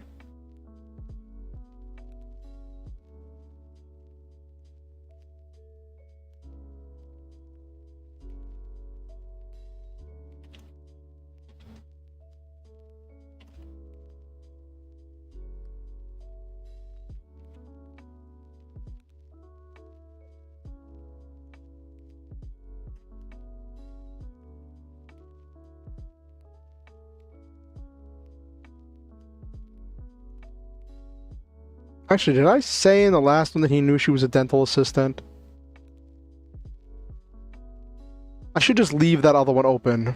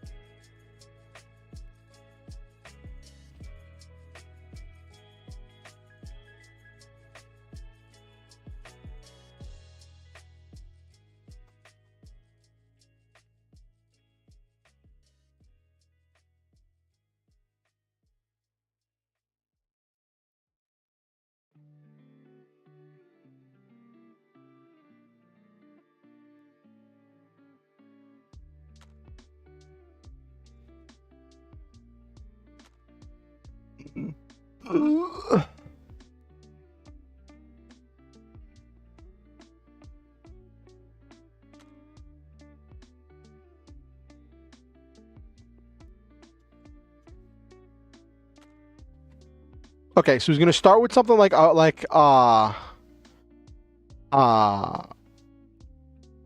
where he's just like, "Hey, good job noticing the weak point in that mech's armor."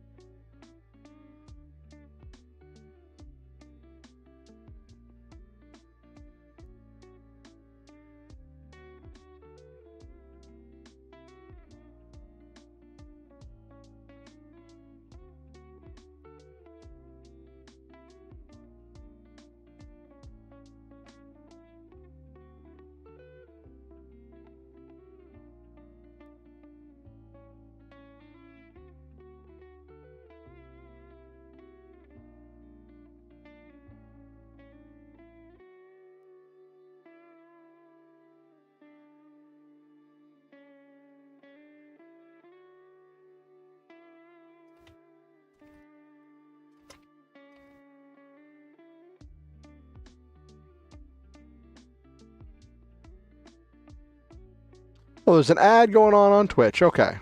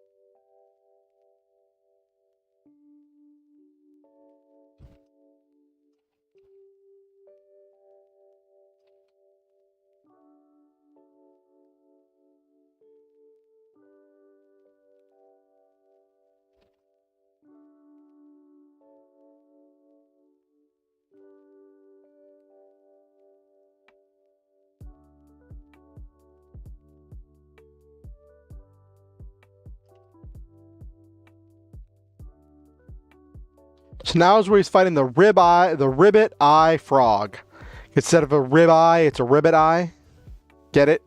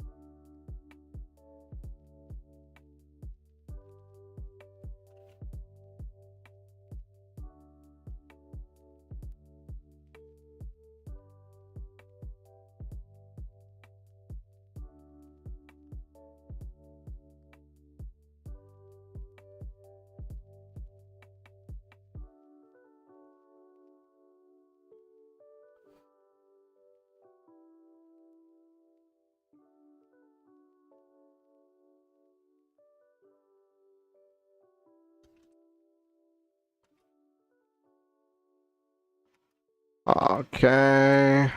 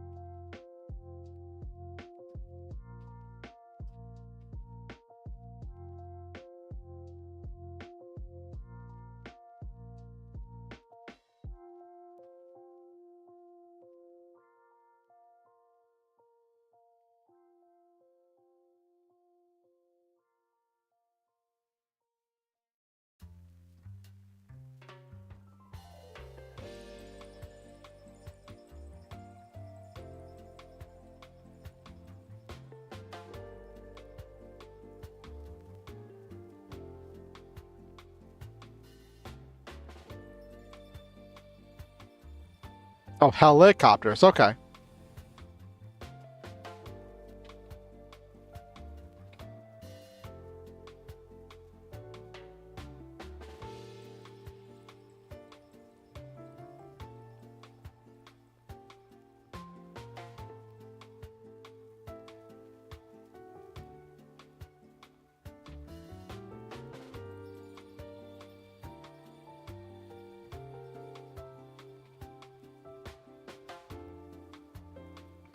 Okay.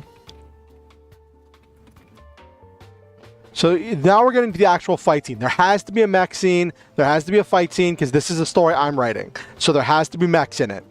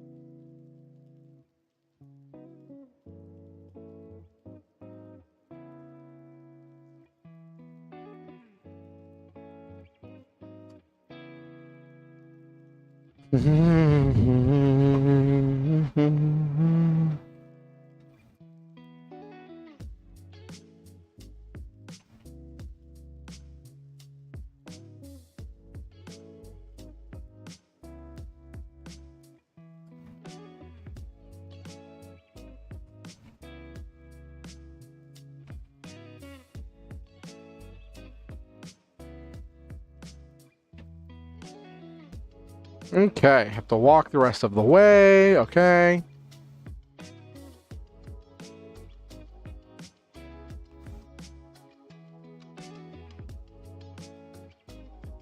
Okay.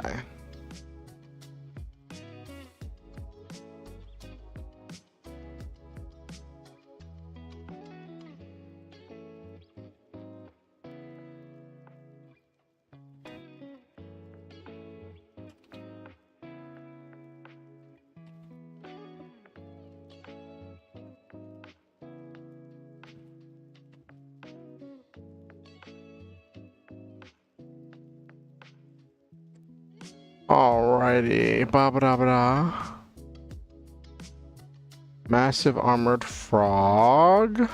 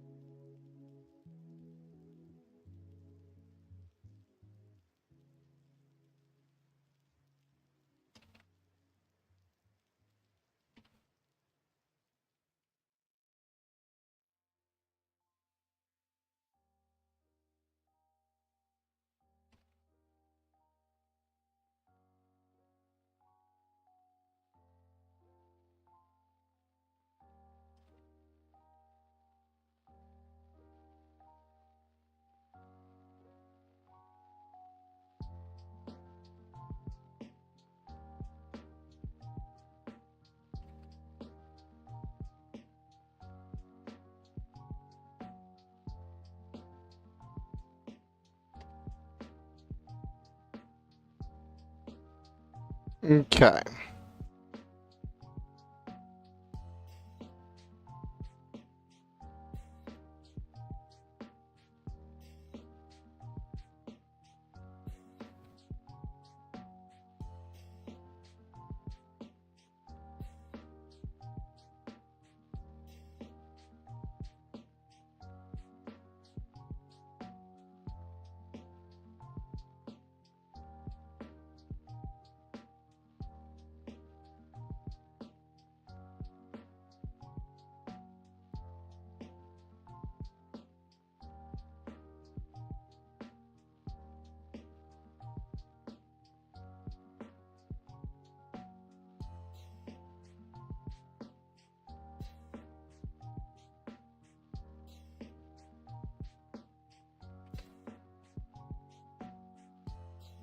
Okay, so now he's broadcasting on open channel saying I'm from the vet. So he's doing his whole thing where he's like declaring this, which nobody else has done before, right? But this is supposed to represent he's doing things.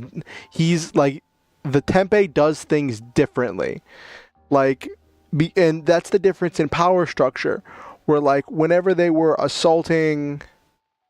The only other time we've seen them assault the base was whenever they had the other group with the Satans trying to free someone who had been taken at a base.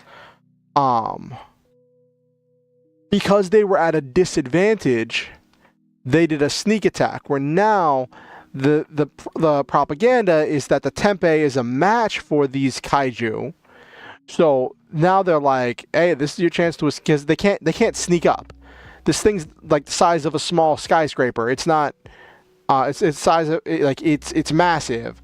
It's not sneaking up on anything. So that's the idea of like where things change with combat when you're dealing with something of this scale. You can't be sneaky. You can't hide behind trees. You can't use a building for cover when you're this big.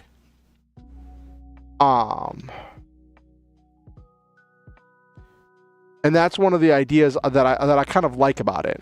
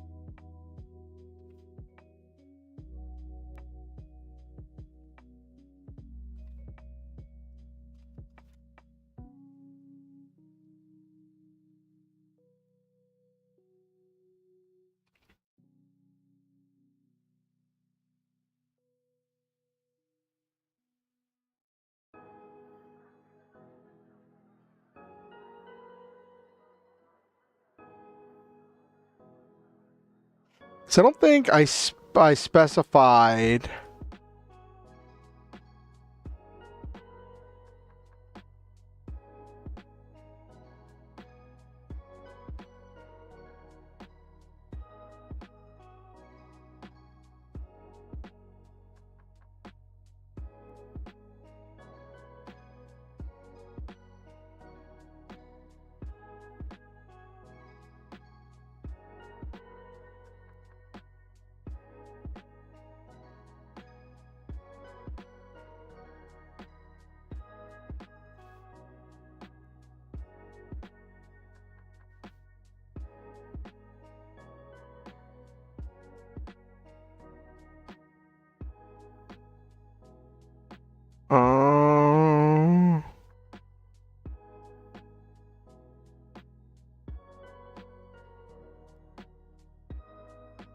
All right, so I just said that they were smaller.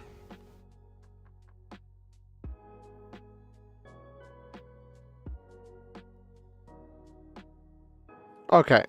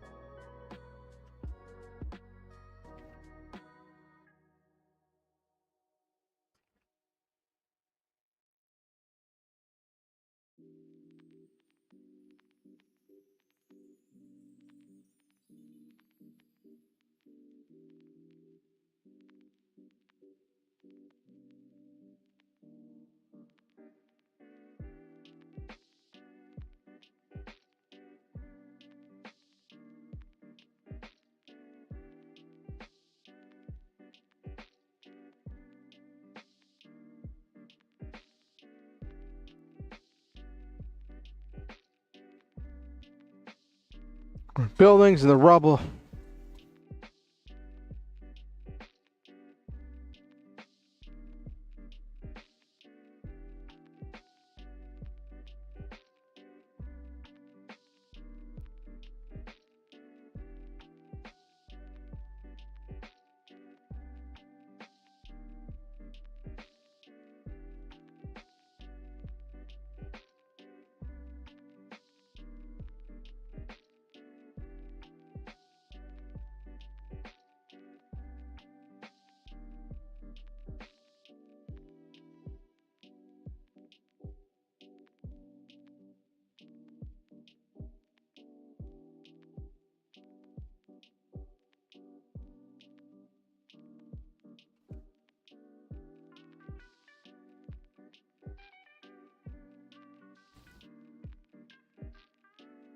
Okay.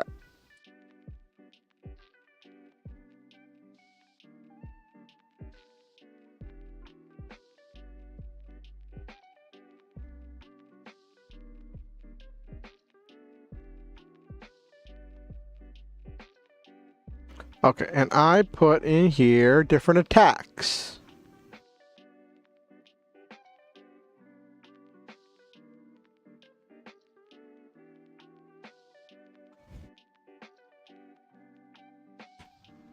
Okay.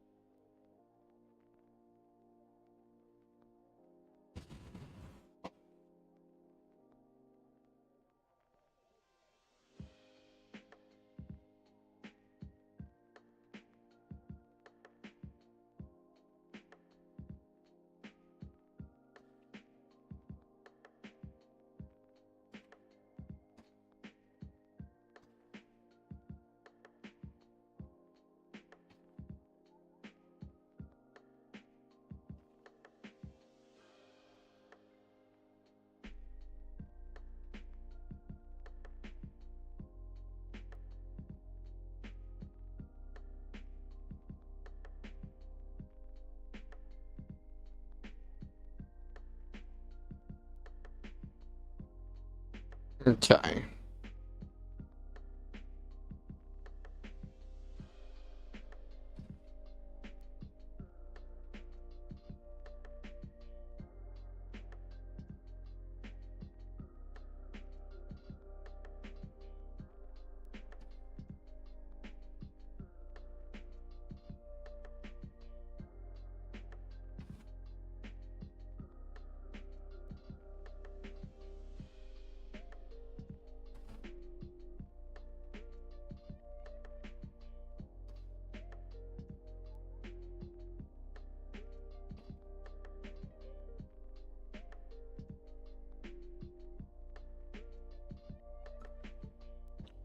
All right.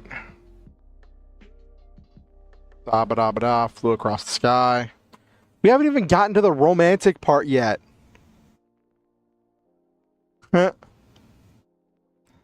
And it's already 11 o'clock. Oh my gosh. I guess we're going late tonight, chat. We'll see. We'll see.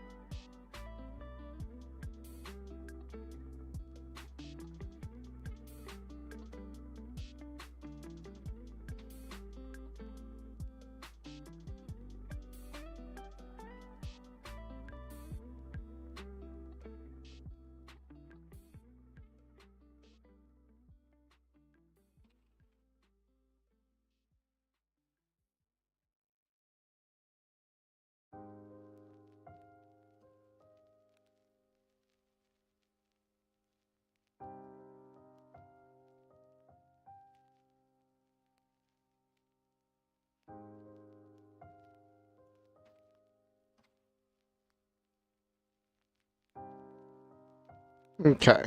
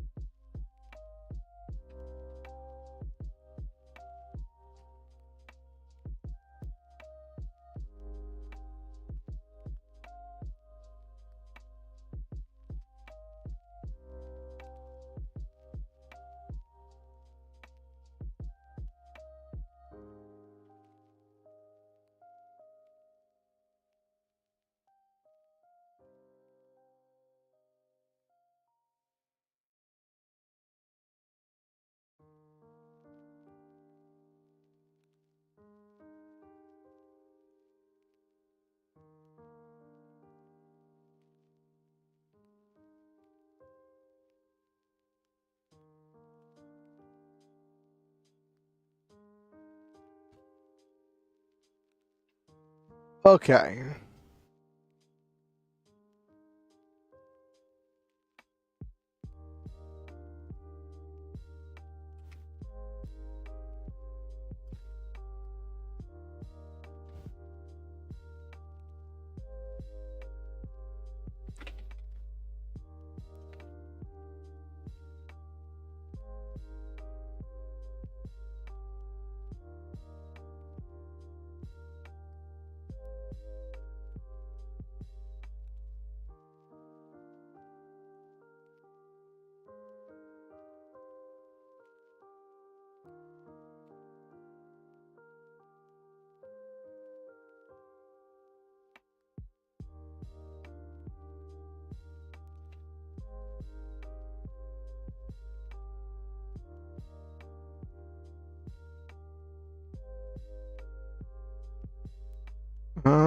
Let's look this up. Let's look up this word before I use another word thinking it means something it doesn't.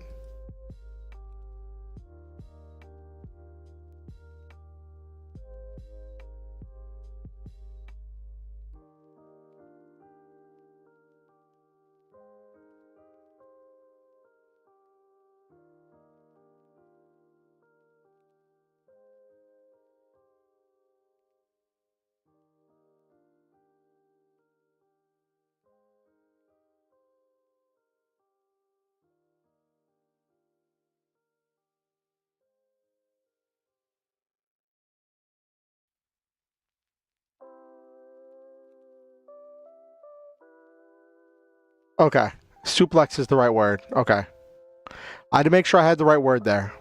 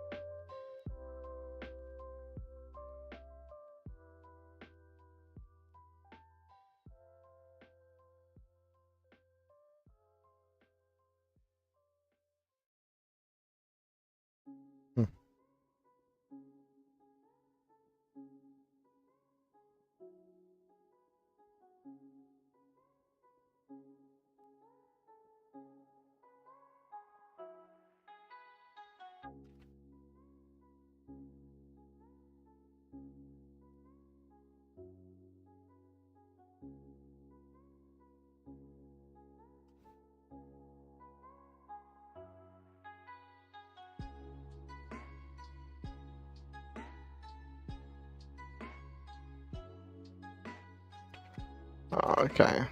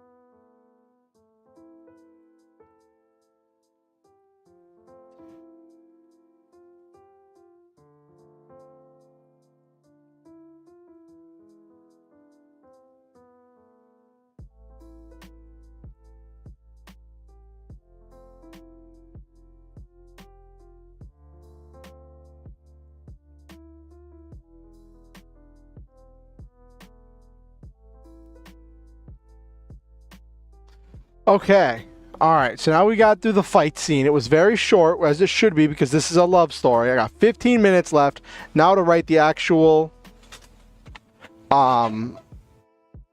romance part, where there hasn't been a whole lot of romance, and I attribute that to me not being super versed in a lot of romance and not wanting to write just super tropey romance, and also just the time constraints.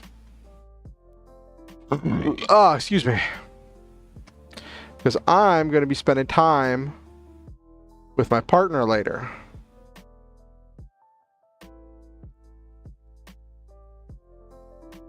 Hold on.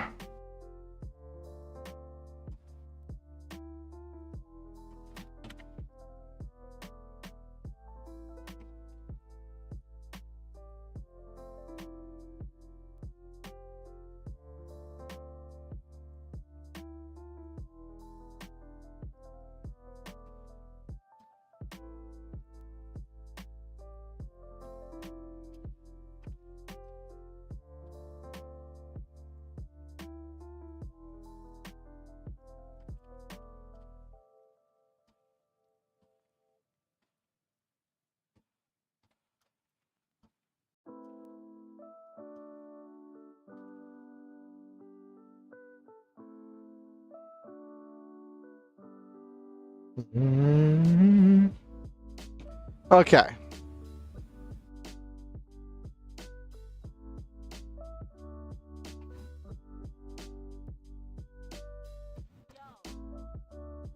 Okay. Go over the details of what had happened.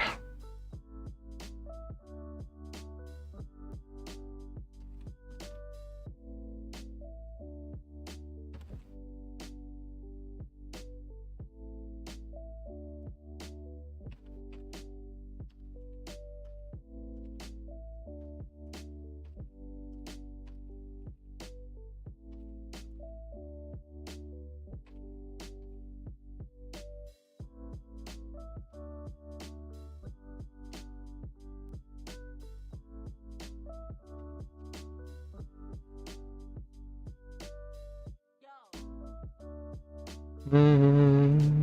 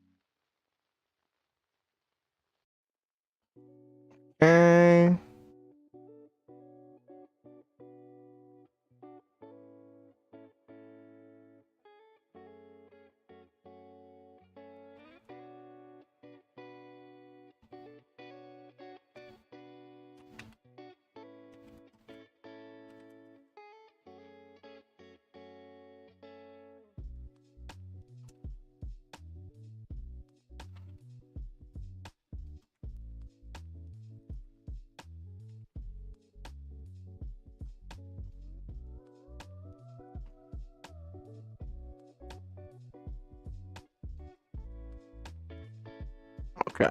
Okay.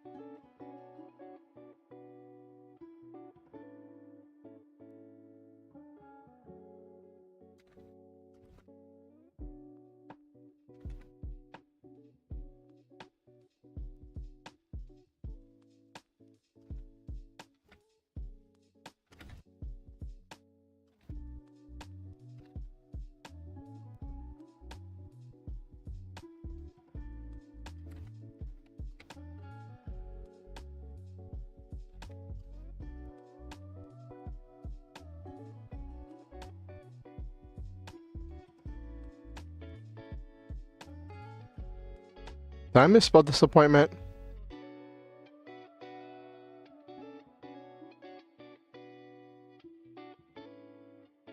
Okay. We might run a little bit late. I'm supposed to meet with my my partner at midnight, so we'll see if we can't go because we're almost to the climax of the story.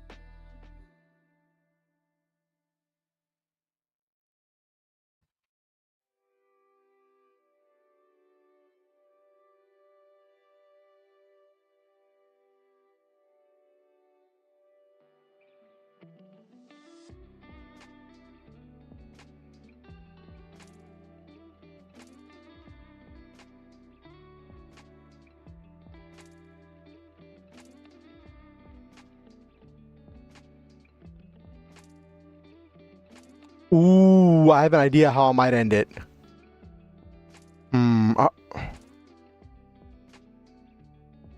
Oh, hey, VT Sweets. Good to see you. Good to see you.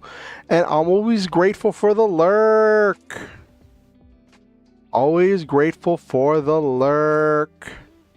For anyone who doesn't know, Sweets is a wonderful VTuber who does really great content, great variety of content, from Overwatch streams to different gaming streams to all kinds of stuff.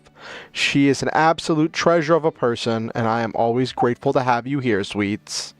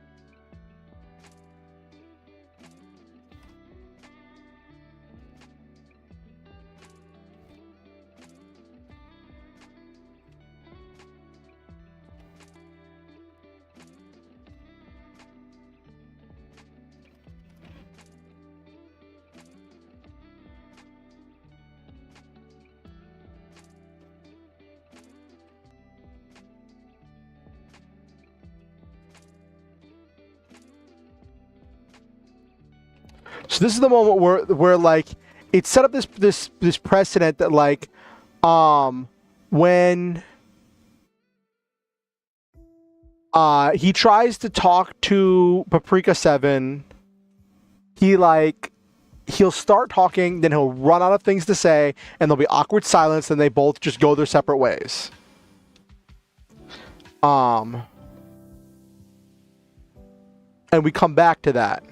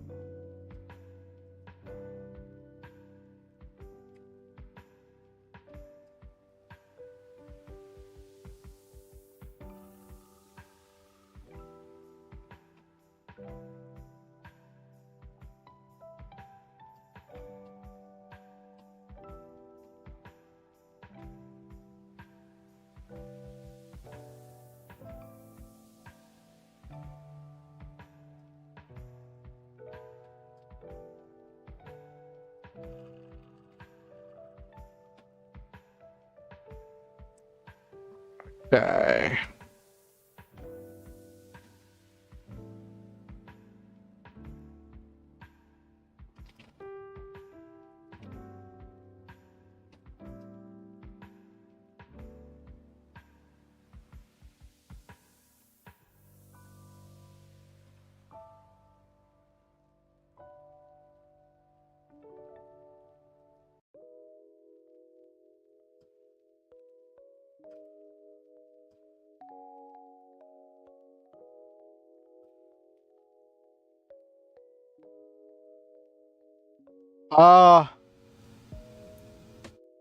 Slightly inappropriate, Ronald McDonald.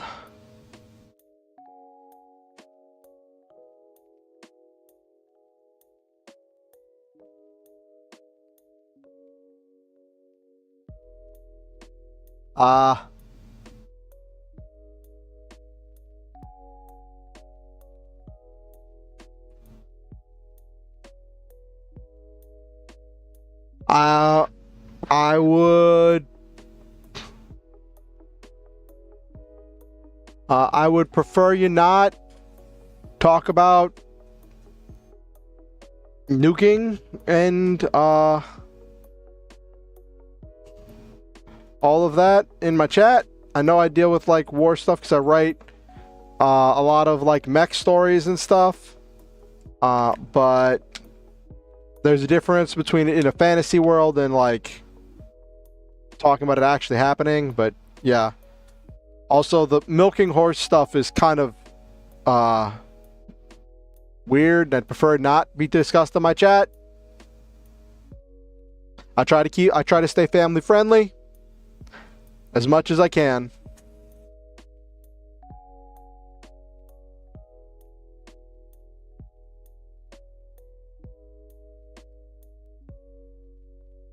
Good luck with that, Ronald McDonald.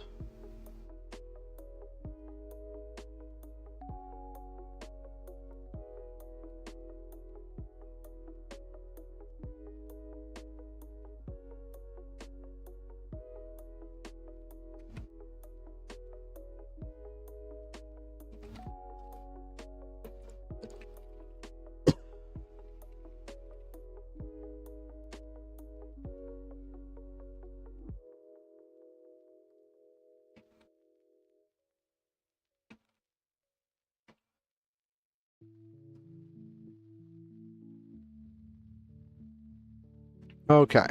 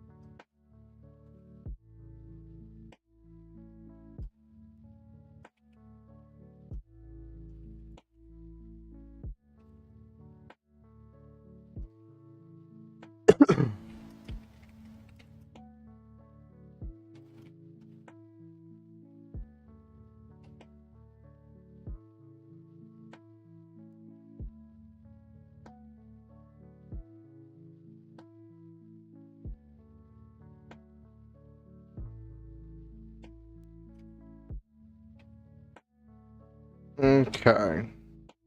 So this is a case where, like, you think he's going to be the one to ask her out because he's, like, initiating it, he's approaching it, he's trying to reach it, but then, like, he like, loses his confidence, and he's, like, losing his direction, and he's just, like, he doesn't know what to do because he has limited social skills, right?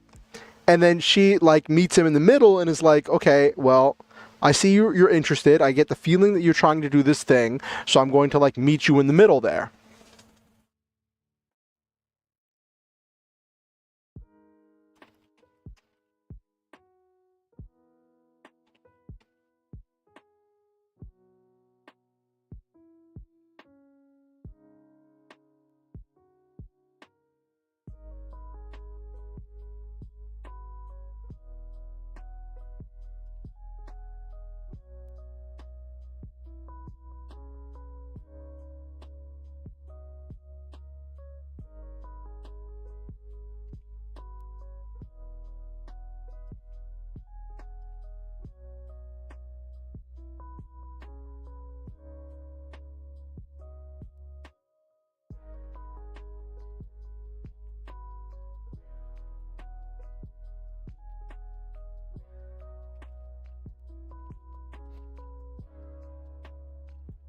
Okay.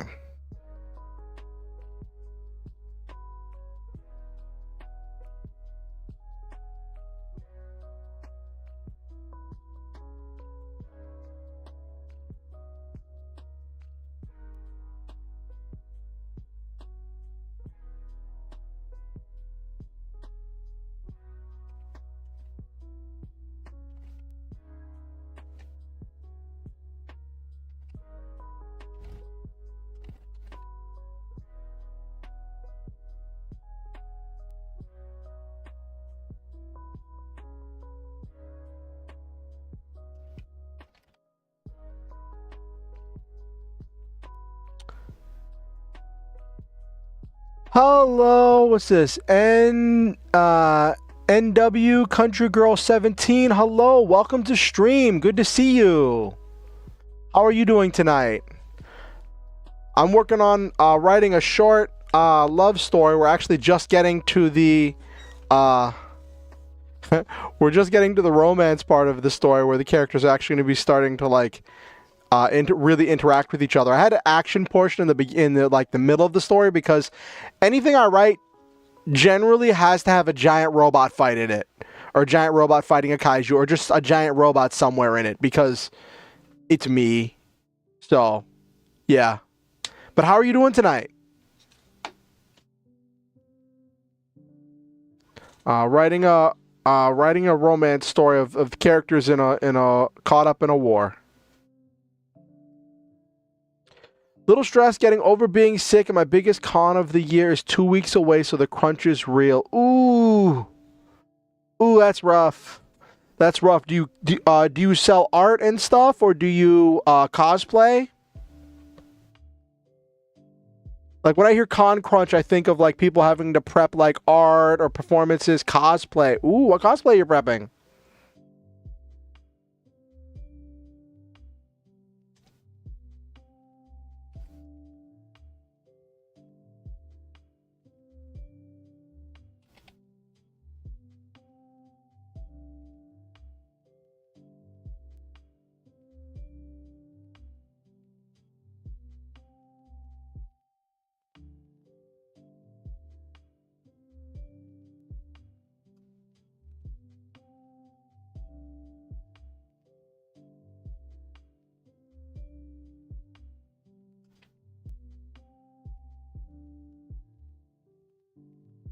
Okay.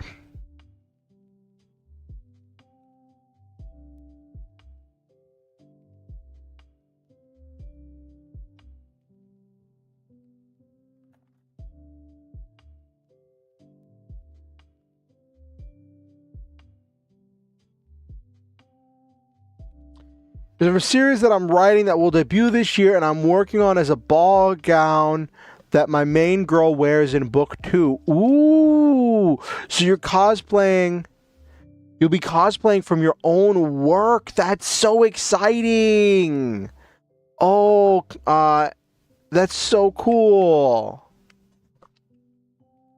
Wow.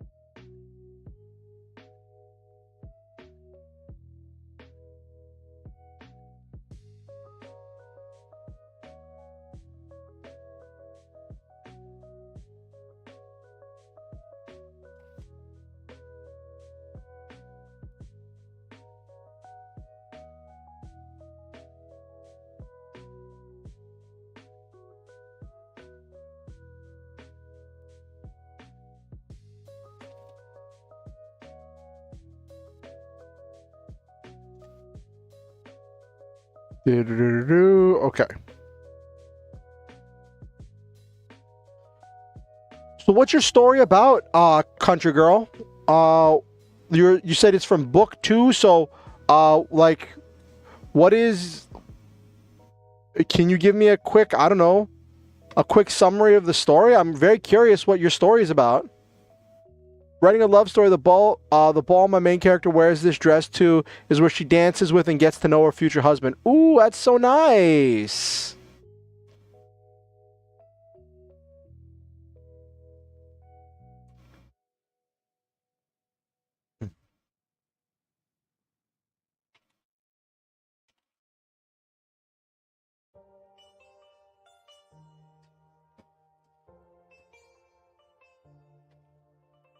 Fantasy Western. Ooh.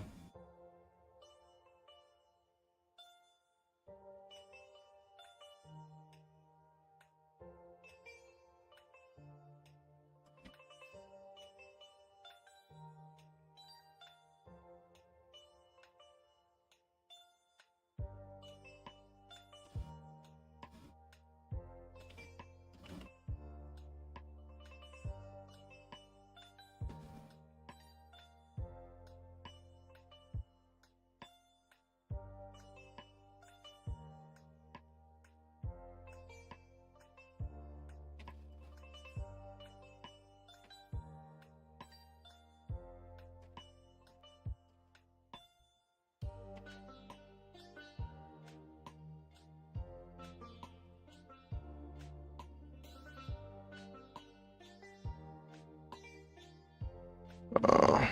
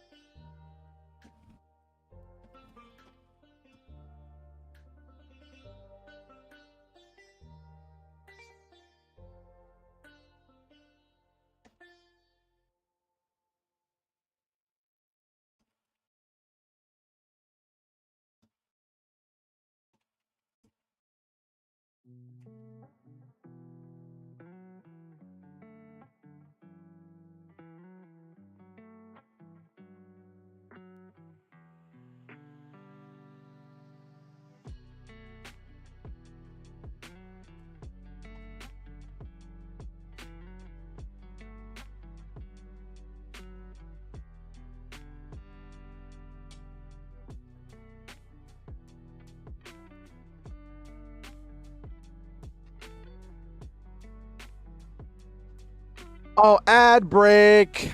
Oh, are you back from the ads? You're back? All right, welcome back from the ad break, country girl. Young woman comes back to town after 6 years away when her grandmother dies, and she needs to assume the role of head of ranch, family matriarch, and elder of the Coven of Witches. Ooh, nice. Ranch and witches. Reminds me of that old meme that said, what was it? Cowboys are just witches with but like with certain things flip-flopped. Instead of riding a broom, they ride a horse. Instead of a wand or a scepter, they have their pistol. What was it? I remember there was somebody was drawing a comparison between cowboys and witches. All while having to confront the truth of the trauma that led her to leave home in the first place. Nabaru is our resident weeb.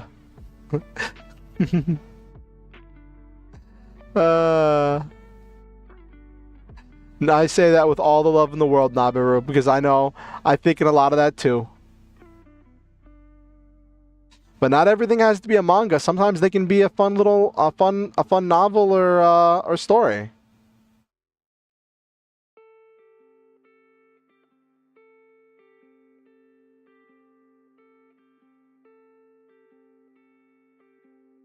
All right.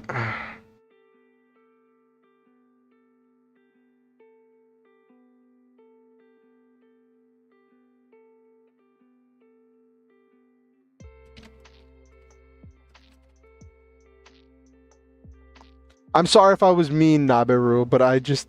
When you said it sounded like a good manga, that was my first thought.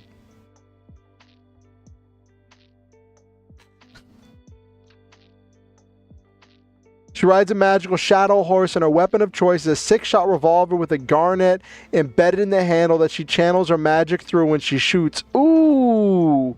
That sounds really spicy.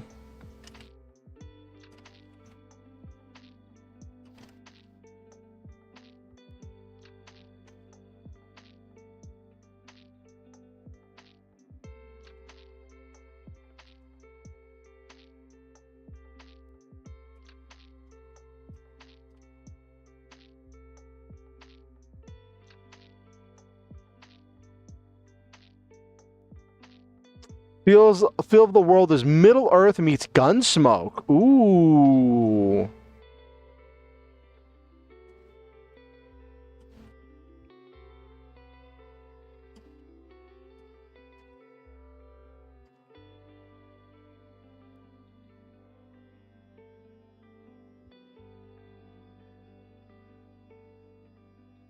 Yes, magic guns always fun.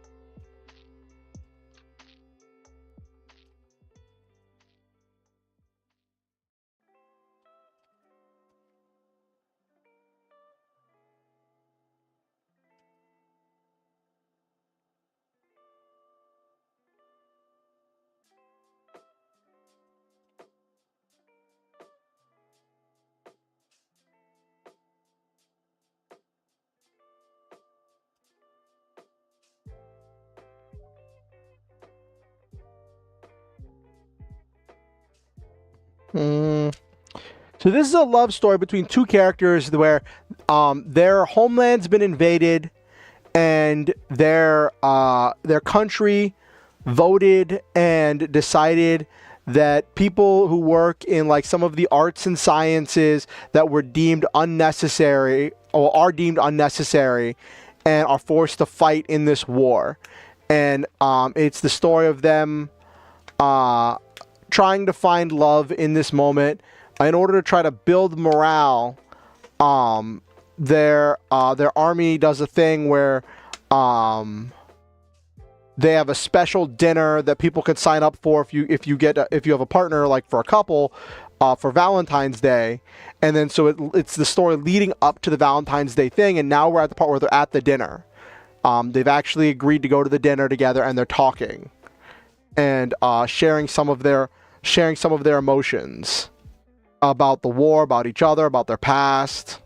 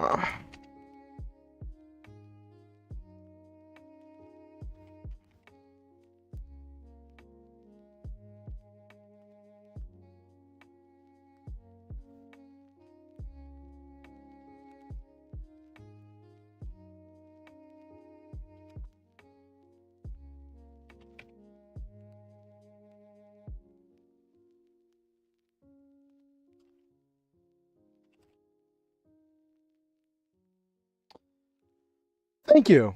Thank you, country girl.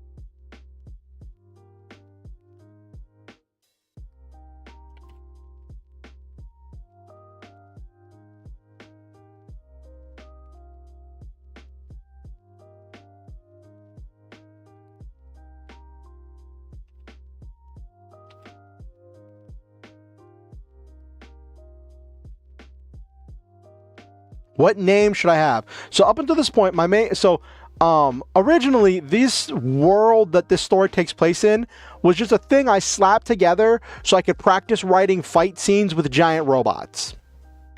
And then as I've written more and more stories in this world, the story has developed and the world has developed and been more grown more, and I've added something with each iteration until I stopped doing just fight scenes and started doing other scenes, and it's kind of grown into this thing that I've been writing in. And it's funny, what started as a thing where I said, okay, the characters all go by call signs that are based on what role they're given in the military. And that started as a thing where I just didn't want to come up with names for the characters because I just wanted to focus on practicing writing fight scenes and writing action moments and all of that stuff, right? But it kind of has grown into a plot point, and I really like how that's come together, where what started as just I didn't want to come up with names has now become this thing where they've been so dehumanized that they're not even allowed to go by their names anymore. So now I have to actually think up a name for this character. I'll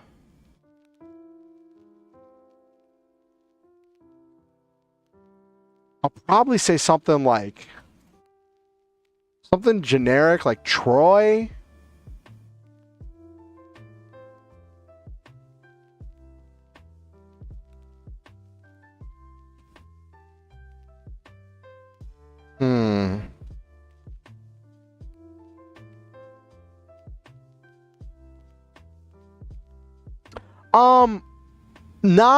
Not that it didn't make that much sense, country girl. So a lot of the naming conventions are based on food. They are in this army. All of the mech pilots and the people in the dangerous positions are given call signs that is the name of a vegetable and a number based on whatever unit or group that they're a part of, right? So like there would be celery platoon, onion platoon, garlic platoon, and then they would have a number based on what number they are in the platoon based on their rank. The lower the number, the higher the rank. So then 1 would be the leader of that platoon. The operators and development staff and support staff were given names based on spices, and they were given name and their numbers designated what group or subgroup they worked under. So in this case, this is a conversation between Celery 1 and Paprika 7. She's a 7. Yes. So like she's a 7, but she's a paprika, which means that she's working behind the scenes as an operator, feeding information to people on the front lines because her job was deemed more necessary than his. And that's another thing that happened where their countries have decided that their jobs were unnecessary, which is why they were made to fight this war. But the more unnecessary your job was decided to be, the more dangerous of a position you were put in.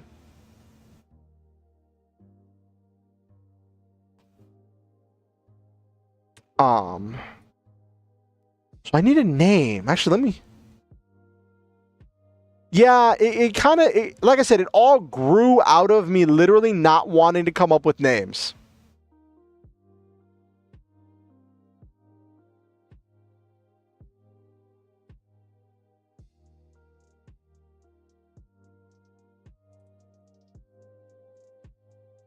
But now I need to come up with a name.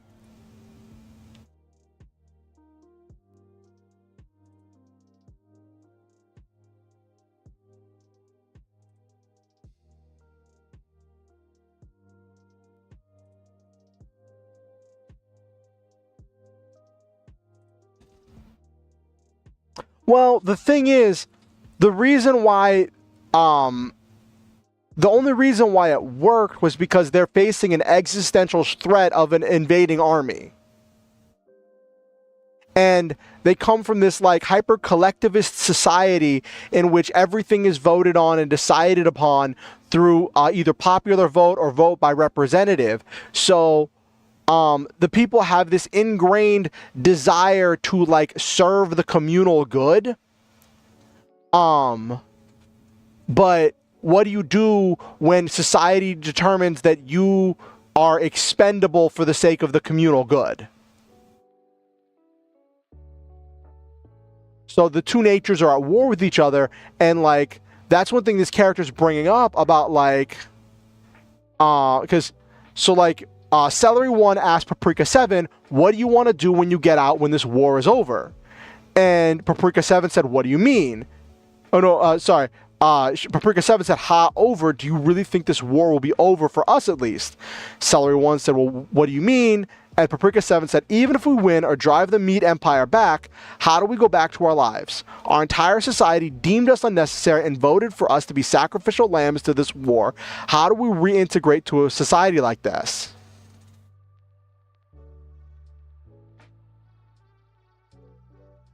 Yeah. And she's like, we gave up everything, even our names. And celery one is saying, well, what's your name? And it's like, well, we're not supposed to go by our names. Like, we could get in trouble if we start talking about names. But anyway, I need a name. I need to come up with a name for these characters. I was hoping I would have come up with a name by now, but I didn't.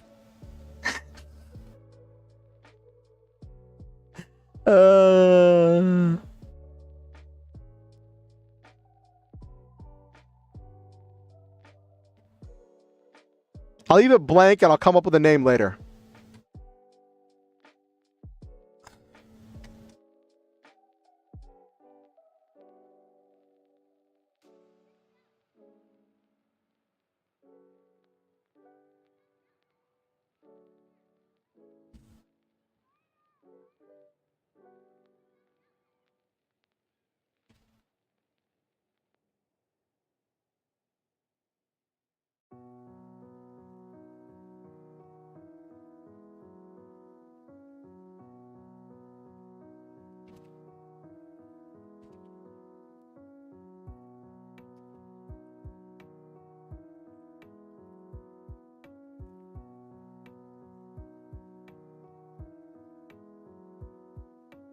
Oh no, that's so much editing.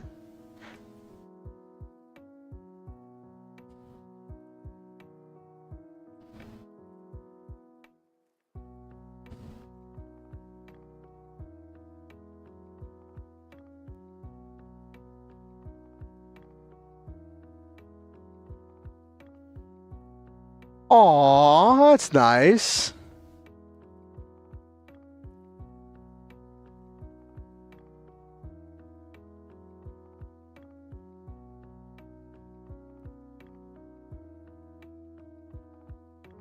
That gives me an idea.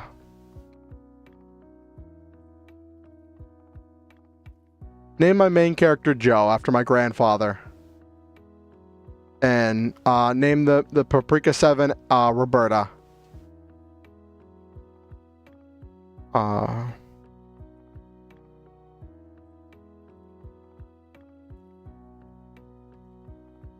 Aw.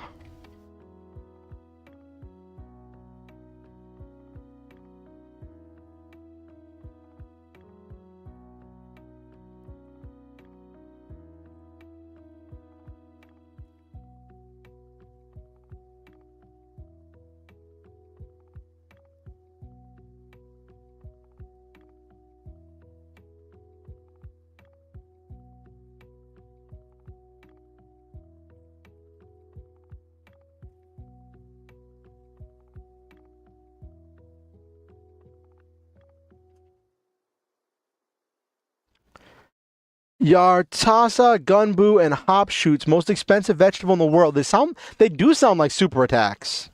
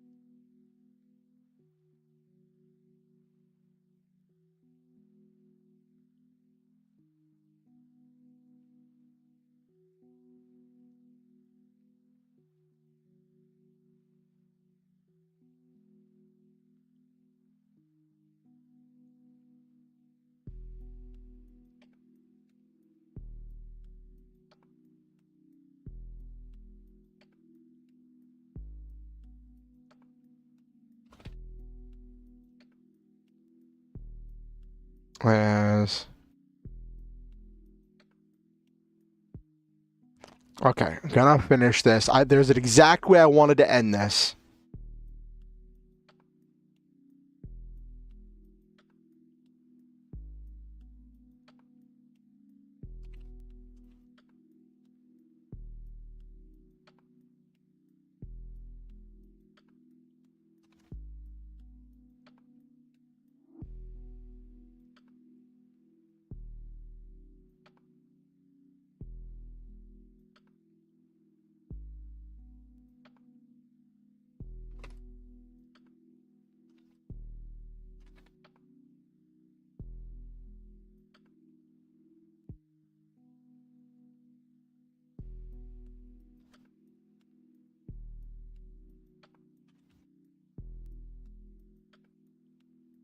All right, got to the end I wanted, where he just gets up, he says her name, and says, "Would you like to dance?"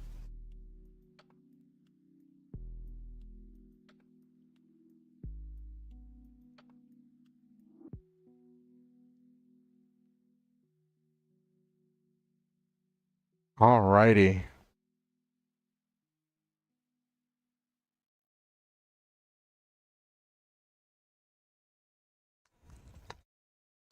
So they've been deprived of everything, including their names. And so that moment of rebellion, when he actually uses her name and he says, and it's the kind of the moment that the entire story builds up to after everything they've been through together.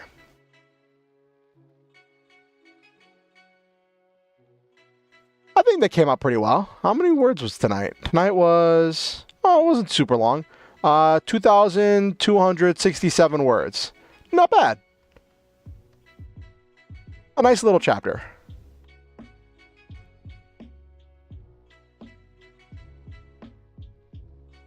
Got a fight scene. Went pretty fast with stuff. I could probably expand this into more if I wanted to do more with it later, but that was fun. Sure, share? You feel free to share one thing about your ball scene. All right.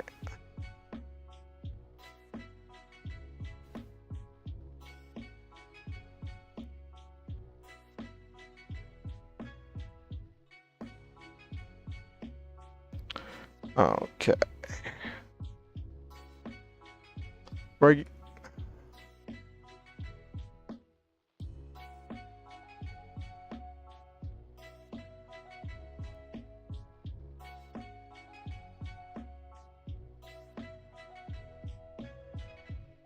Okay.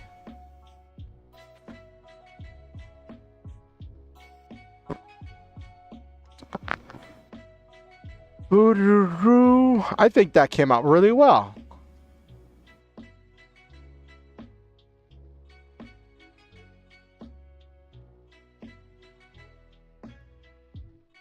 Alrighty.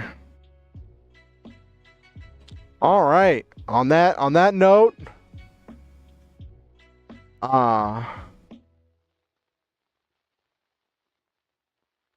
in the bit where they dance, future husband, was just introduced to my main girl as the deputy marshal. Aww.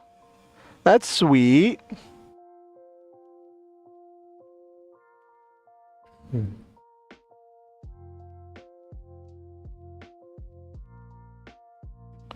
Alrighty. Before that, he was just as intriguing, handsome stranger. Okay.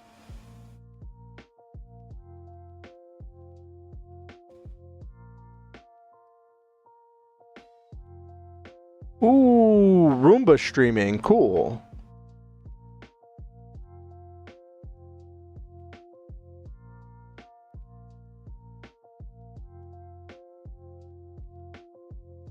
Let me just check something real quick.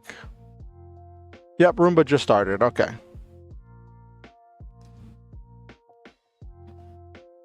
All right, so let's wind down for tonight. Thank you all for coming. It's been a fun little stream. I know that my writing streams aren't as popular as my gaming streams, but I enjoy doing them. I think it's fun to create something new. And he knows who she is. This annoys her because she doesn't like not know as much about people as they know about her. Ooh. Hey, Country Girl, thank you for the follow. I really appreciate it. I really appreciate having you, and I think that it is great to have you here in this community. Alrighty, so let's wind down for the night. So your character doesn't like not knowing as much about people as they know about her. That's always interesting. So for those of you who don't know, I stream on both YouTube and Twitch. And I'm grateful to have all of you here. I'm grateful to have this community and to have interacted with all of you for the stream. I know we went a little bit late tonight. I normally end about 11:30, but we're running a little bit late.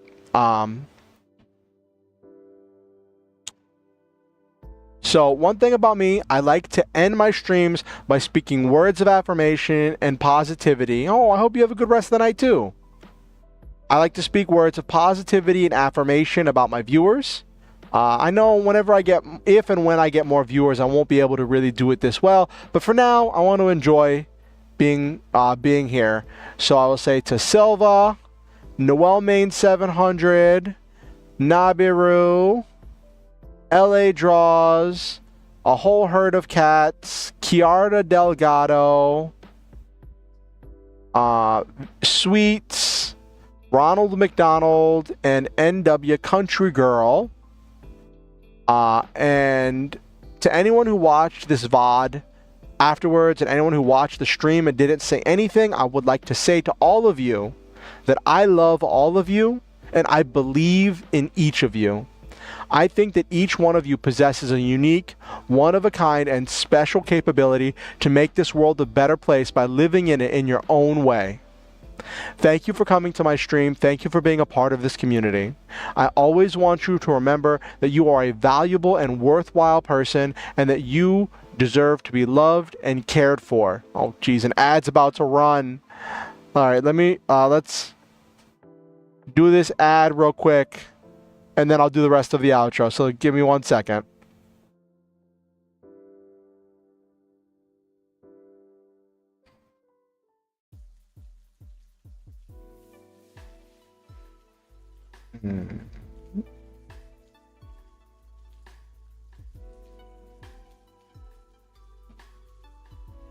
Alrighty.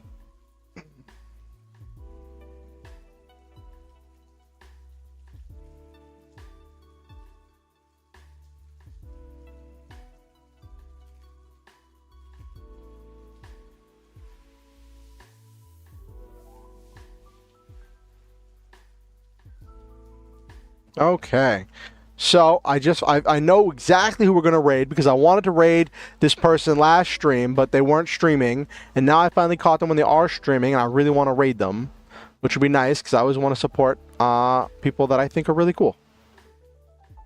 Ad's almost over. Ad's almost over. I'm sure Silva probably wandered off at some point.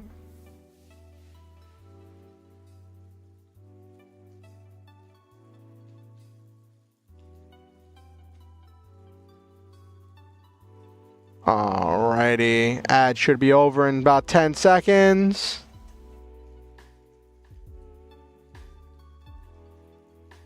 Okay.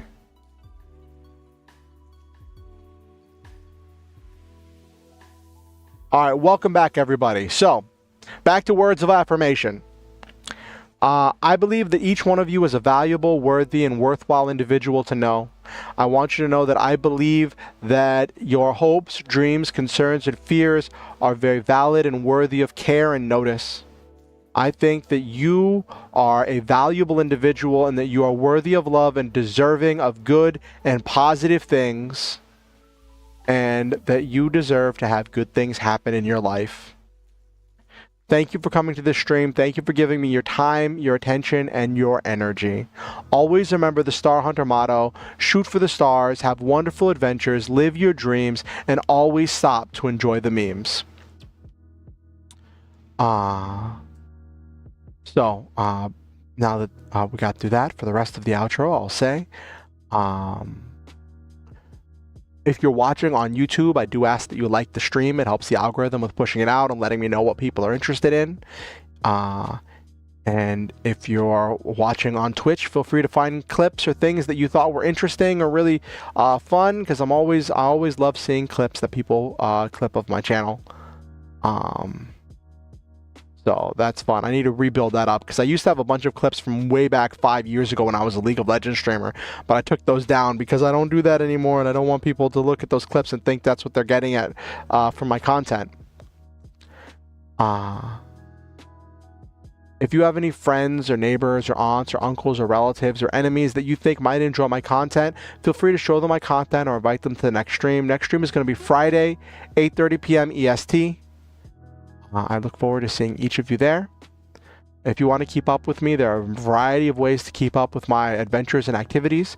You can follow me. All of my socials are linked in the description down below on YouTube, and on Twitch, they're in the About panel on my About page. I look forward to seeing each and every one of you moving forward in the future, and I think you're great. Also, I do want to clarify, you do not have to donate to be here. I never want anyone to feel like they have to donate to be welcome here, or they have to pay to be a member of this community. Now, if at some point in the future I do have to monetize things and like put things behind paywalls, we'll cross that bridge when we get there. But right now, I don't have to do that. So I appreciate all of you, and I will always make sure that there is a community for people who, even if they can't pay or can't do anything, I still value your time, your attention, and your energy. Now, with that said, I do appreciate my subscribers. I appreciate my followers. I appreciate each person who comes to the stream. I appreciate each of you who's donated to make things possible in the past. And tonight we had new followers. We didn't have any new subscribers tonight, but we had new followers of NW Country Girl and Visible Boom Michael. Thank you for those follows. Anyway, if you ever feel motivated to donate to improve the stream, to improve my life, to help me out with any number of things, there are links where you can do that in the description down below and on the donate panel on my panels page, on the About page. Have yourselves a wonderful night, and I think that you are amazing. We are going to be raiding on the Twitch side into Naughty Roomba. They are a great streamer. One thing about them that is very important: they are them. Even though the description says Catboy, that's just the easiest way to describe what their look and feel is. But they are them. So please remember that and respect pronouns. Thank you, and have yourself a wonderful night.